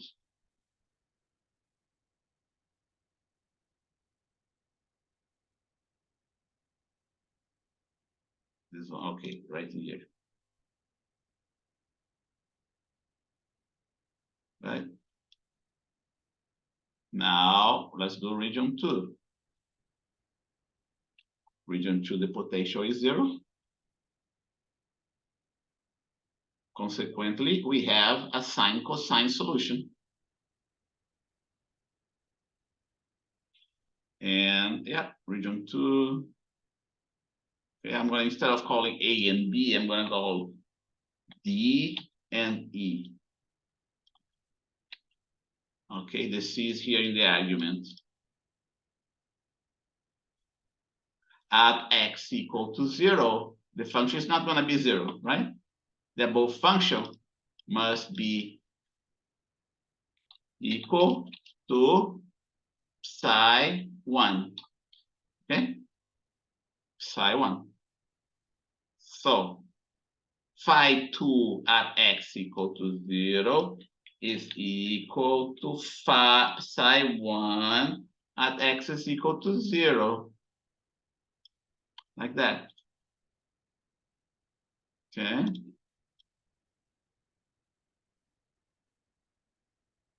Here you go. That's what psi 2 is all about. Right?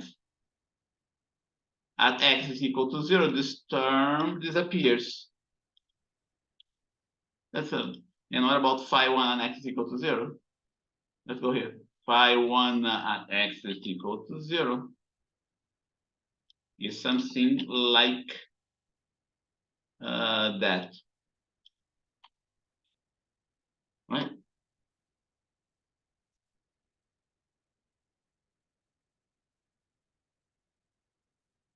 So what we end up having is going to be what? I gotta apply the x equal to 0 here. I didn't apply the x equal to 0 here yet. Let's see how I'm gonna do that. 0, 0, 0. Yeah, it's supposed to have an exponential there, right? So it looks better. Yeah. Let's put this way here. All right? Don't forget.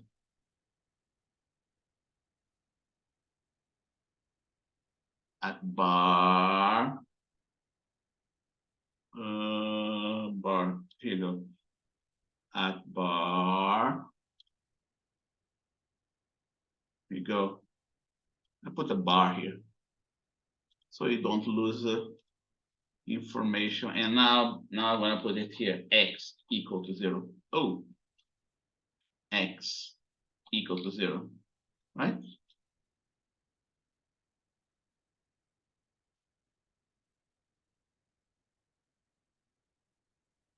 X equal to 0. Oh, didn't do it. I'll put it here now and get rid of this one. Okay, x equal to 0, like that. So when you do something like that, this term disappears and becomes just a. When you do something like that, this term disappears And we get, and this term here becomes 1, right? And we end up just with a D. Did I do it right? Looks like, okay, yeah. Let's see, going back to 2, right?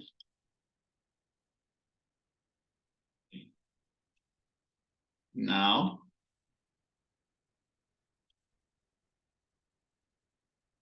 two, D is 8.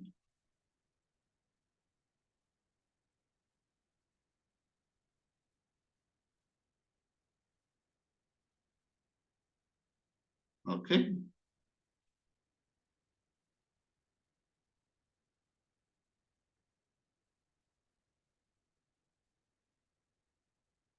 I want you to, let that think on you.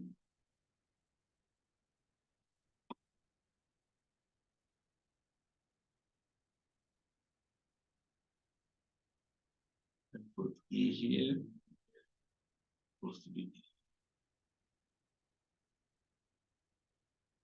Okay.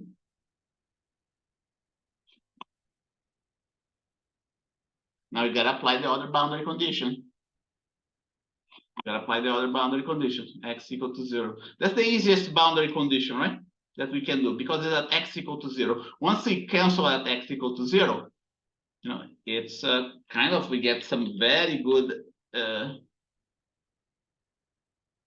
simplifications, right? At x equal to 0 for the other boundary condition, right? For the other boundary condition. Let's see what happens.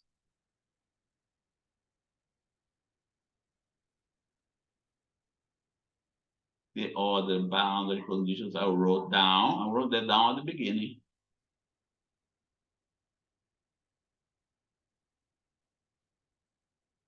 Here you go. I want to keep this. Let me keep all those 3 so I don't have to go back.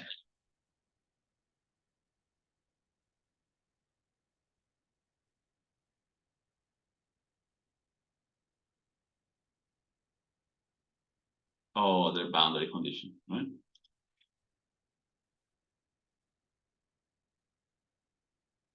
Okay, this we're going to do later, and this we're going to do later.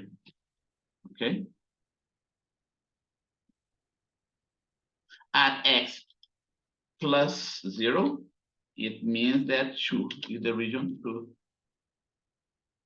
0 plus, right? At x 0 minus, it means it's 1.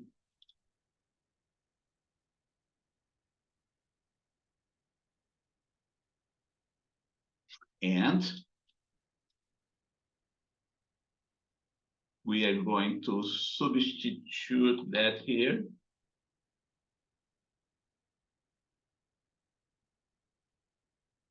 Right in here. And then we still have the 1, this one here. I am writing down my functions in terms of the A and E amplitudes.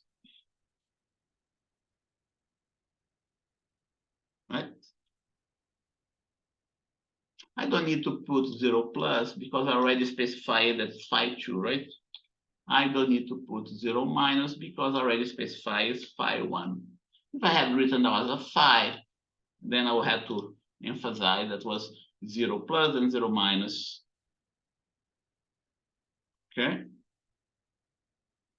So, and again, let's take out the 0 plus here. Let's take out the 0 minus here.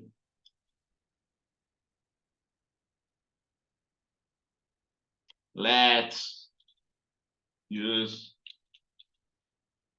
okay, and we're going to differentiate that. Here it's going to become sine. It's going to become minus sine. And then you got to put the C, right? Cosine becomes minus sine C. This one becomes C cosine.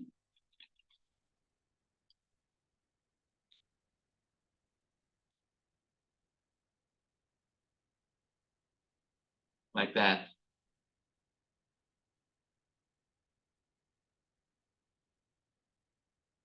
I wanted to, yeah, okay, let's go ahead. And now we have to, this A goes outside. I still didn't apply the value at, right, at x equal to 0.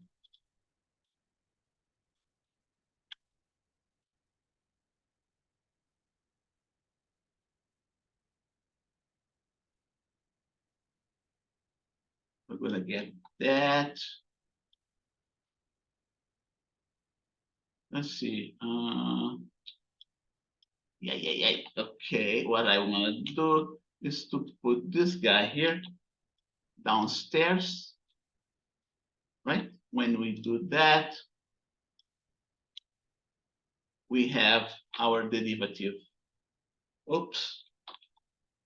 When we do that, we have our derivative. Yeah. Cosine. Yeah. Exponential. Yeah. Next. If we apply x equal to 0 here, this term disappears. If we apply x equal to 0, this term disappears.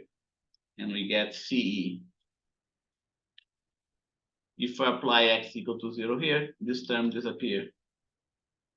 You know, this exponential term disappears. Yeah, here you go.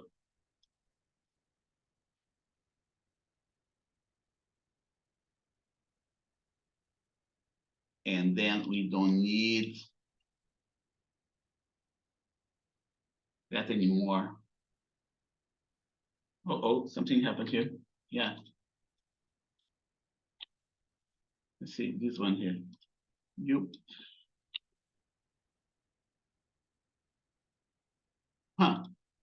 Interesting.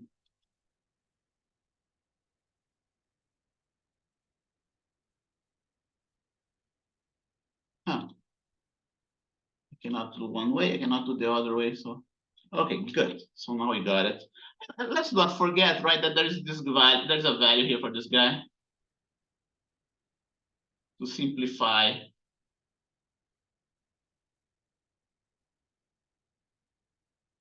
Oh, I'll keep it this way. CE. Yeah. So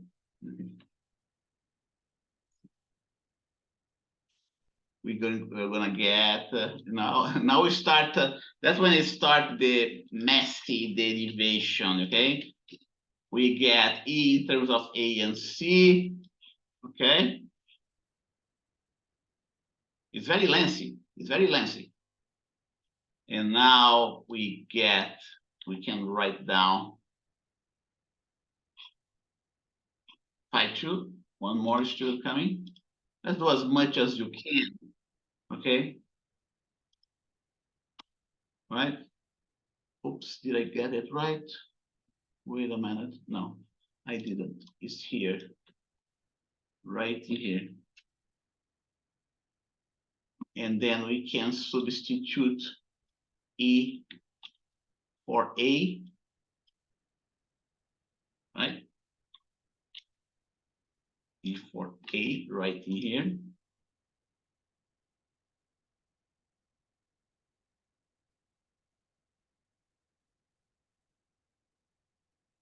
And then we can also, factor A if we want. Let's do that. Let's do one more step. Factor.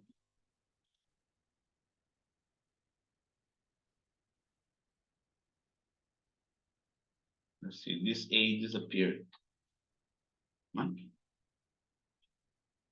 Okay, now this is where we should stop. This is where we should stop, okay? Anything past that is too complicated mathematically. Remember, we did the derivative for x equal to 0. And now, go ahead, do the derivative of x equal to L, okay? You're not gonna have the benefit of canceling out the exponentials. You're not going to have the benefit of canceling out the exponentials. But I can do that. I can do that. Okay. Let's see. My notes has all these steps. You know, phi x. So let's see if I'm not going to do this in the other boundary conditions.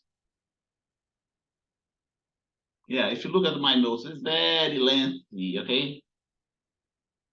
And then we end up obtaining a value for the constant c. This constant c here that has to be solved through numerical methods. Let me just you know, apply the other BCs for x equal to L. Right? It's very complicated mathematically.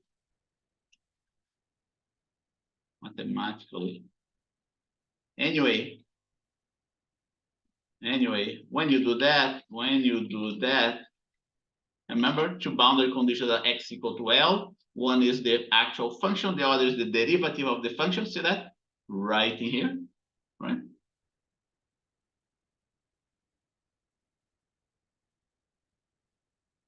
When we apply that, doing everything that you can, write the constant one in terms of the other, we get the following. You know, I'm going to write that down here for you. Let's see, phi 2. Yeah, we already have that, right? And then we have to write phi 3. Phi 3. What's phi 3? Let's take a look at phi 3. All right, phi 3. Oh, that's phi 2. That's phi 1. That's phi 3. Okay, that's phi 3.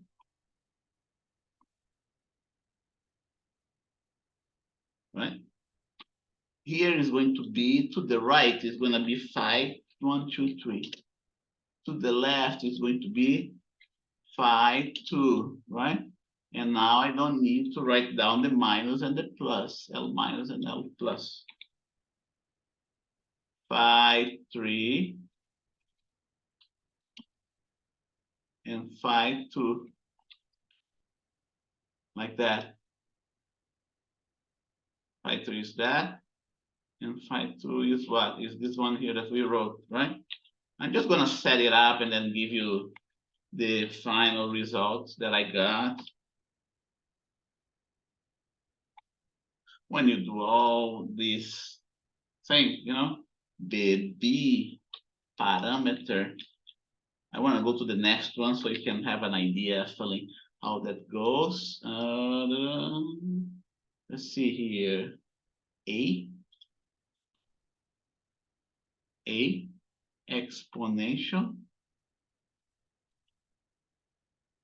2mu minus L over H. Right? This L here comes from the, okay, and then we end up with the square root.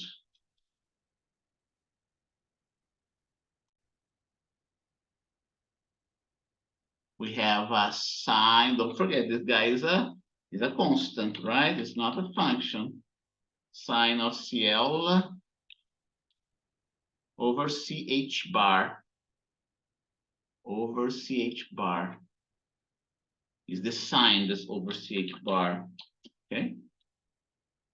Let's see what I can hunt for H bar here. CH bar right in here. I can even put the sine of CL outside, right? Or let's do the other way. To save, oh, no, not here, not inside the square root. Good. Let's take this guy out of and leave that, and we have one more term. That's what you get. applying the boundary conditions, we get, okay?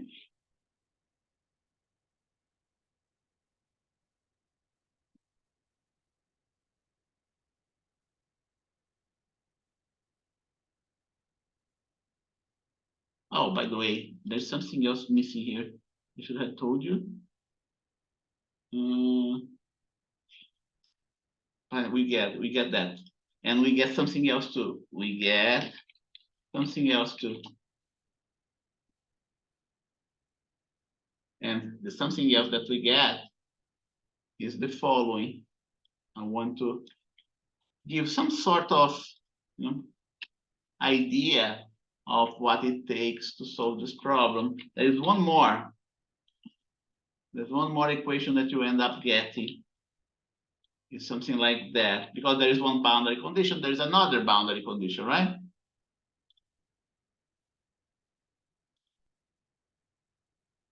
Equal, oh, not this one. Equal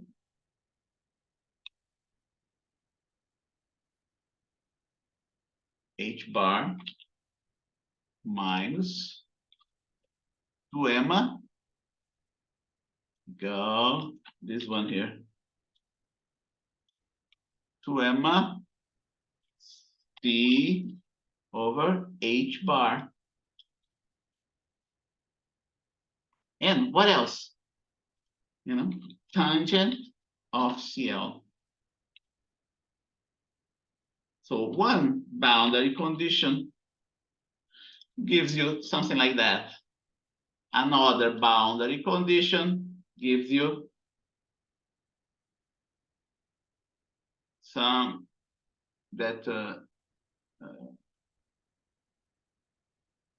give you something at that, okay? So that's one boundary condition, that's another boundary condition. For this boundary condition, we will obtain C, but we cannot solve this equation in a closed format. Instead, we must solve it using, the above equation. We must solve using numerical methods. It's not possible to solve it in a closed fashion and in an analytical format. It's not possible to solve it in an analytical closed format. Closed format. Okay. So again, one boundary condition, another boundary condition. I skipped the whole derivation because it's too much. Okay. See, one boundary condition, another boundary condition. And the above equation must be solved for C using numerical methods. It's not possible to solve it in analytical closed format. Solve it in analytical closed format. Maybe you can do some approximations and get it, okay? So for very large this or very large that, but we're not gonna get into that. Okay? And that's where we stop. That's where we stop in the solution of this problem. It's really difficult to solve some of this problem completely without, if it's not the other one, right? If it's not the other one. And let me erase the rest here. We don't need that. See, this one is easy. The first one is easy to solve, right? What time is that? 1:15. Let's have our break now. And then we go until 2 o'clock. I will give you a feeling, a taste of what it is to solve the other one. We are in the second solution. We still have to do 3. Let's see if we have time to do the others, right? 3. Oh, the barrier potential. Then we have, yeah, it's the same as as before. We have quantum harmonic oscillator, and that's, yeah, and that's where we stop. And there would be another solution, that is the hydrogen atom, which is also very lengthy and extensive. Okay, break from 1:15 p.m. to 1:30 p.m. Cancel today's, don't forget, we're cancel today's lab. Instead, we're doing the lecture for the final exam tomorrow. Let's see who is asking the problem. Like we just did, will be on the final tomorrow. The problem, like we did, not the derivation, Sydney. I'll give you like some questions, qualitative questions and semi-quantitative questions. I'm not going to ask you to solve numerically, okay? This problem here, I'm not going to ask you. Check the homework. The homework would give you a better feeling. That's Sydney, right? I was wondering, was I logged for attention today? Okay, let me add now. Okay, Andy. Okay, now you have it. But it's very important that you be aware that those problems are not easy to solve, because if I don't tell you that to you, you're going to try to solve it and you're not going to get anywhere. You're going to burn yourself to death, right? You're going to frustrate yourself. What will we do about lab 7? We were not going to do lab 7, Joshua. So the exam is just for, I think I updated that in the, yeah. The exam is just for labs, 1 through 6. Okay? So we are not going to do lab 7. I'm taking, I'm using this time to finish as much as I can on the lecture, and you don't have to worry about lab 7. Okay? I will upload this new syllabus. And time flies, huh? Tomorrow is the final. Wow. Okay, see you in 15 minutes. There's no question. See you in 15 minutes. And let's go, stay around so I can finish try to finish the other 2. Okay? See you soon.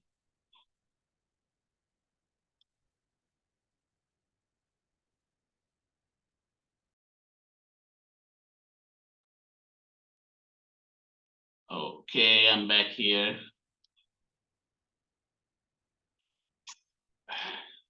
Okay, let's see what we can finish. Right? Let's see what we did so far. We didn't do much, right? Because those problems are very lengthy. At least one we did completely. The second we didn't do completely. We did only half of it, and I provide you with the final result. And let's see how far we can go in the other ones. Here we go. I want to copy that and paste down there.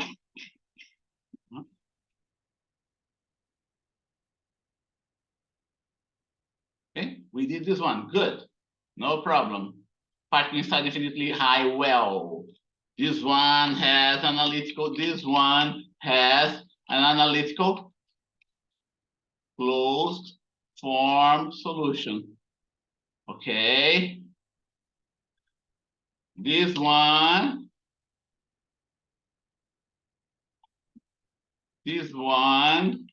has an analytical solution for the wave form, but not for the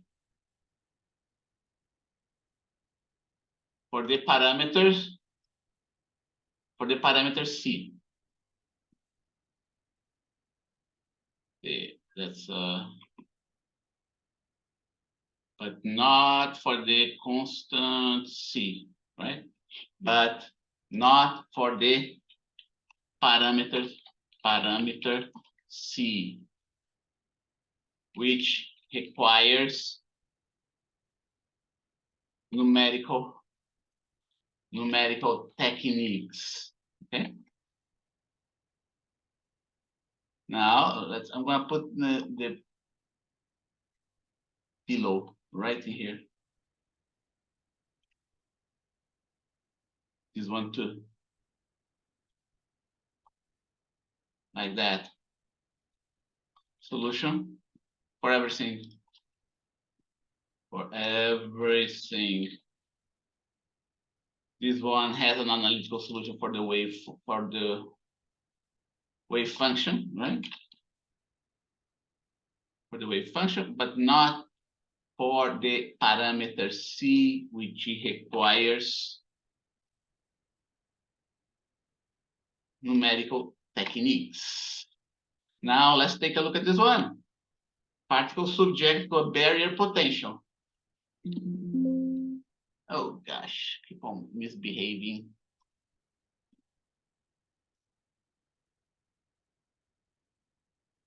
Here, particle subject to barrier potential of finite height. You know, how does it look like? How does it look like? It looks like that. Okay. Here is the wall that you want to jump. Okay. Here's the wall. It's not a well, it's a wall. You are walking nicely along the street, the particle, right? It's walking nicely along the street, and she wants to jump this wall. Does she have enough energy to jump on this wall? Okay.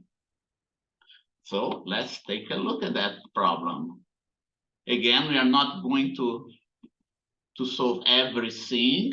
It's a particle of mass m, subject to a barrier of finite height u. Like before, we are not going to completely solve this problem, but I will set up, enough of it so you can understand more or less where it comes from. Wait. Okay. Solution. Right? Before we start the solution, let's do everything that we are supposed to do, which is formulate here everything that you're supposed to, right? We're gonna have regions 1, 2, 3, just like before. Let me just copy that.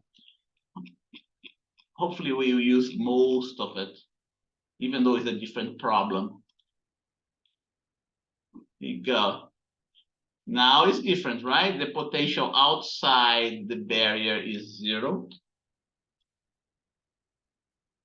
And the potential inside the barrier is U0. Okay.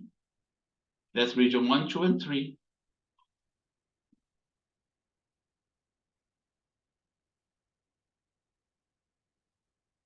Just like before. Well, how is that? Yeah, here you go. Plus and minus infinity is 0. At 0 and at L, right? And I'm gonna do like that. At region 1. This problem is a little bit tricky, okay? There are some, in this problem, we actually don't use this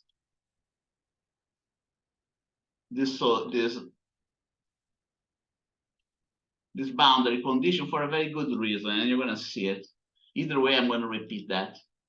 Here we have 1, 2. Here we don't need to put 0 plus, you just put 0. Here we have 1. Just like before, you don't need to put 0 minus.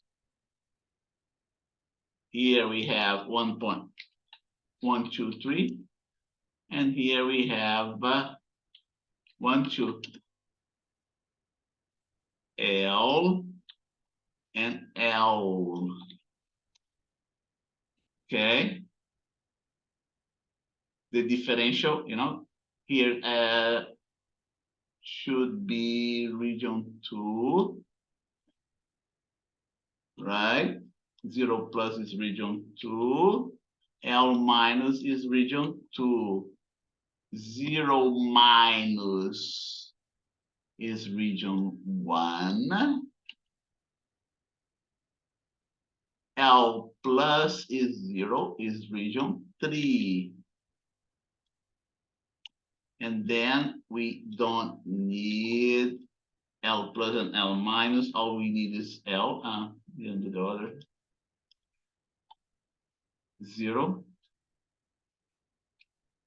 and 0. Like that, right? Regions 1 and 3. Let's look at regions 1 and 3. How it looks like. Regions 1 and 3, the potential is 0, right? So you don't need this guy here. Regions 1 and 3. And what you end up having is just a sine wave. Regions 1 and 3. Right? What you end up having is just minus 2m over h bar square. H bar square, like that. Okay? It's a sine cosine, but I'm gonna put that in terms of the exponential instead. Exponential, the complex exponential. Phi 1 and 3. Complex exponential is nothing but a combination, a linear combination of cosines and sines, right? So here goes. It's gonna be a exponential, but it's gonna be ICX. Okay? We're gonna find out what C is. And the other one is going to be B exponential minus ICX. Let's not forget that we still have that term here. That's the temporal term, right? The temporal solution term that is minus I omega, remember that? T, right? Either minus or plus. Don't forget, we still have that term in there, right? Remember that? We're supposed to have something like that. Let's see. Someone sent me a message, right? Why did we use I in the previous finite well situation? I. Which one are you referring to, Raymond? Are you talking about this I here or another I? The lowercase I? Oh, okay. Yeah, there is a reason. There is a reason why. Because, okay, why we didn't use the previous one? Because it was easier to understand the previous one with the sine and cosine. That's why. And now when we do this problem in this situation, in this specific situation, it's going to be easier to understand if we put that in this format. It's just a question of how easy the problem ends up being, okay? So here you go. Remember that, right? Psi of I1 and 3 is going to look just like that. Okay? And let's not forget that those amplitudes, they don't not have to be necessarily the same. Okay? They don't have to be necessarily the same for 1 and 3. Let's remember that. So it's going to be like a A1. It's going to be like a B1. It's going to be like A1 and A3. B1 and B3. And they're not going to be necessarily the same, okay? And now that I put that in this format, you know what this I omega t comes from, right? The I omega t comes from this term here. And now look what we have here. We have ICX minus I omega t. I'm going to rewrite it in a different way, okay? I'm going to rewrite it in a different way. What you have here is, in reality, one of the possible solutions of the wave equation, okay? Do you remember? Kx minus Vt, Kx minus omega t. That's what we have here exactly. That's what we have here exactly. And here we have the same thing. We have the same thing. Is a function of x. Oh, and by the way, this one is going to be a plus sign, right? Because I have to take out the negative. I have to put the negative in evidence. Okay. Note C that In those cases, okay, this one here is a f, we're gonna write it like that. This one here is a f of cx minus omega t, which is nothing but a wave propagating in the forward direction. And this one is a, let's say, it's a g cx plus omega t. Okay? That's why I use the exponential with the imaginary term here, or Raymond. In order to put that in this format here for with sines and cosines will be a little bit more difficult, okay? So it's more for convenience. So notice that what we have here. Here we have a wave that propagates in the positive direction and a wave that propagates in the negative direction. Okay? K, x minus vt, x plus vt. Okay. This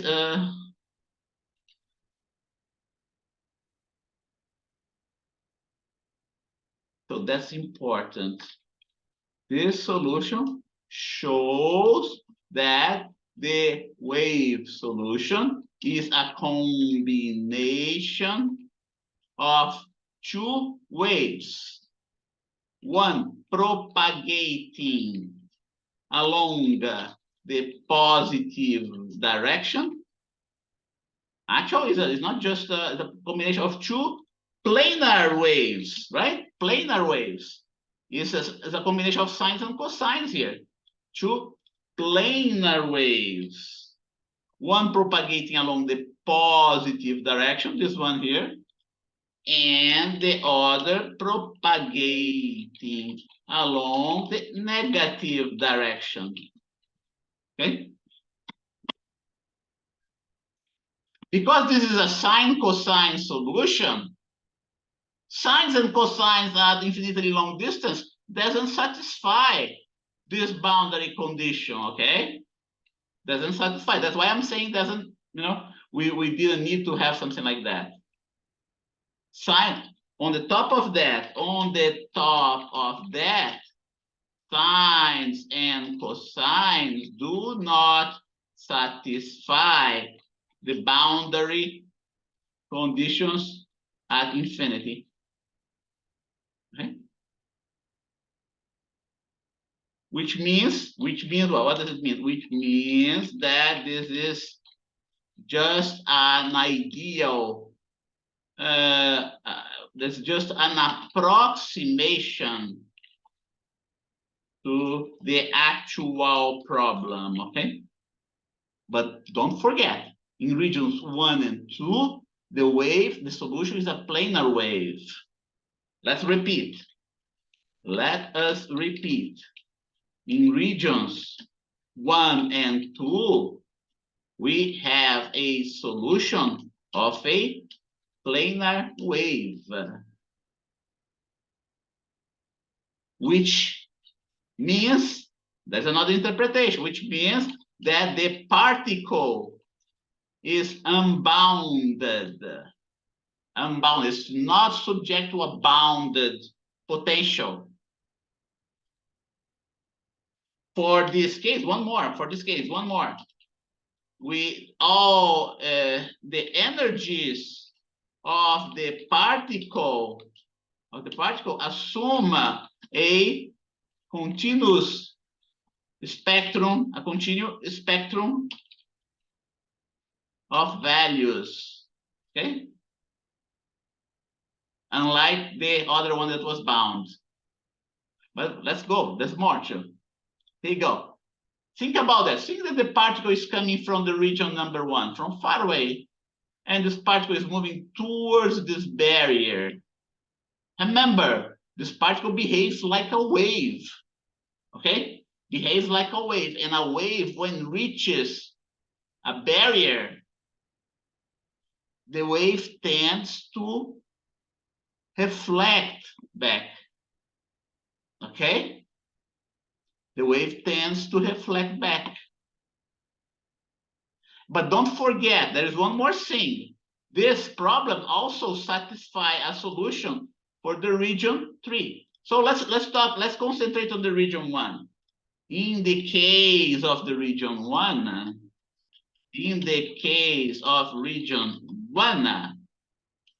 the particle, if the particle is coming, if the particle is moving towards the potential barrier from x less than 0, okay, it means that this particle is propagating in the forward direction.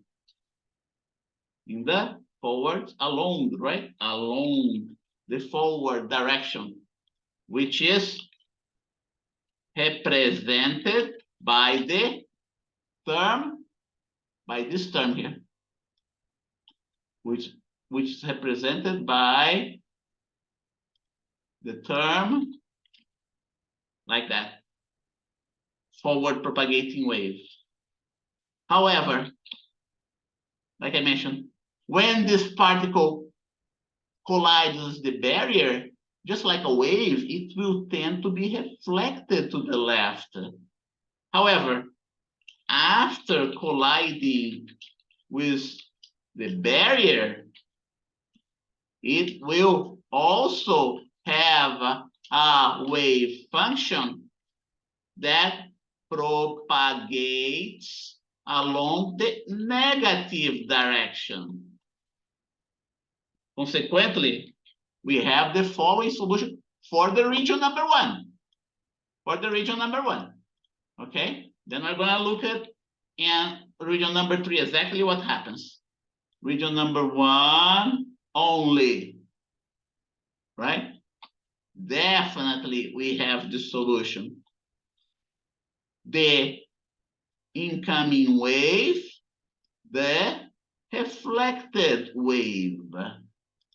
Incoming wave, reflected wave. Remember, I put it B sub I. Okay.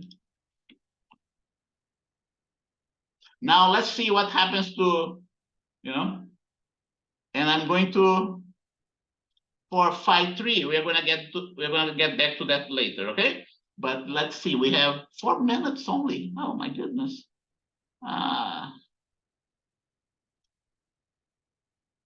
For region 3, we will have, okay, I'm going to give you the final result for region 3, otherwise we're going to run out of time. It's an interesting problem. For region 3, we must have a wave propagating only along the positive direction, right? Can you picture that? For wave 3, we must have this solution. Oh, this solution here only. And let's not forget, why is that? There's a reason for that. There's a reason for that. Let's go back here.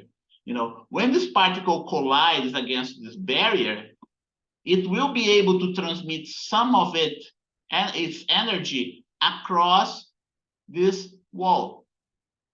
Okay? The wave equations allow you to do that. So if it penetrates region 3, in the region 3, the particle is going to propagate only to the right, not to the left. Okay? That's the reason. Okay? If the particle is coming from x less than 0, it will be able to propagate past the barrier, but there will be no counter propagating wave in that region, in region 3, right? In region 3. Because it has to do with initial conditions of the problem. Now let's see if we can finish in 2 minutes. Let's see if we can finish in 2 minutes, right? Now let's worry about the region number 2. The region number 2 the region number 2 is going to be different, okay? The region number 2, remember we have the potential here, right? Plus U naught. And then we have phi of 2. Here we go. Phi of 2. 1, 2, 3. 1, 2, 3. Here you go. I'm going to pass the U naught term to the other side. Okay, like that. Okay, I'm gonna pass the negative term to the other side. I'm going to reinvert the order of the terms.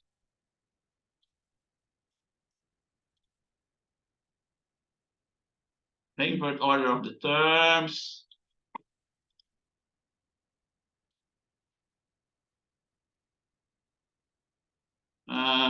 Let's see. Oh, I did the I did the wrong thing, right? Let me get that. Here you go. U naught here, right? Phi 2 here. Am I doing it right? Let's see. E minus. Yeah, when I pass the negative there to the other side, we invert the order of the terms.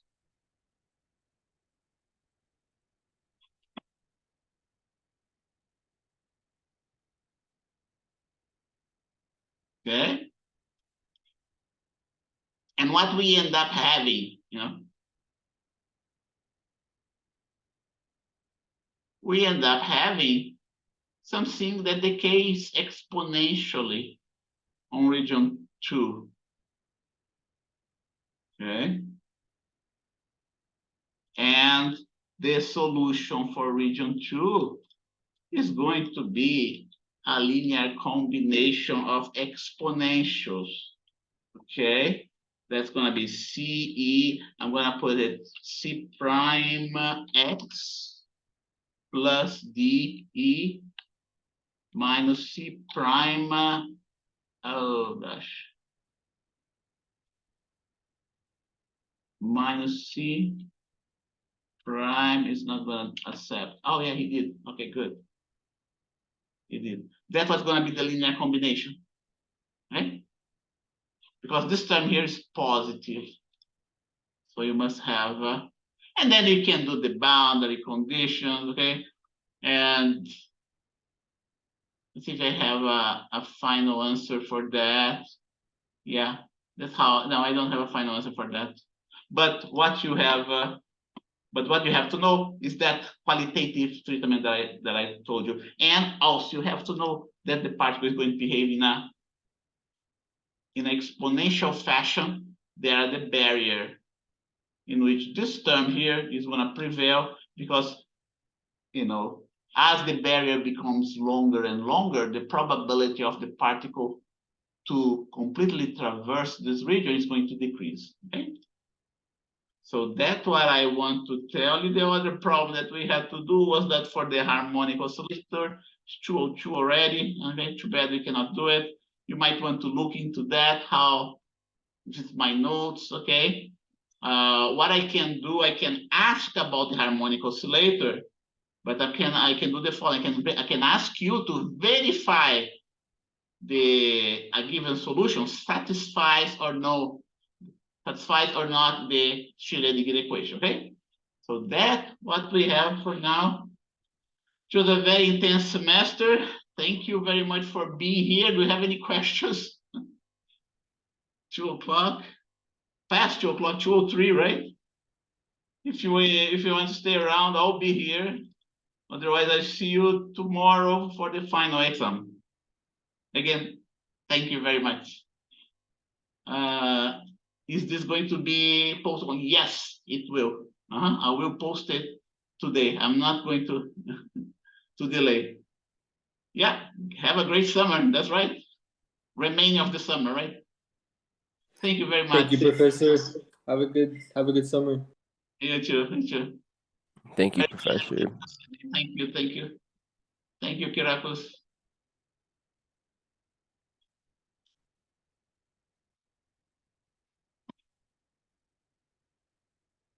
Thank you, Subha.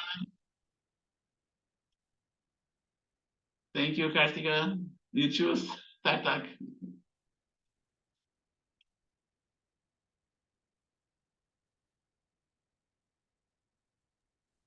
Professor, I have Yeah. a quick question.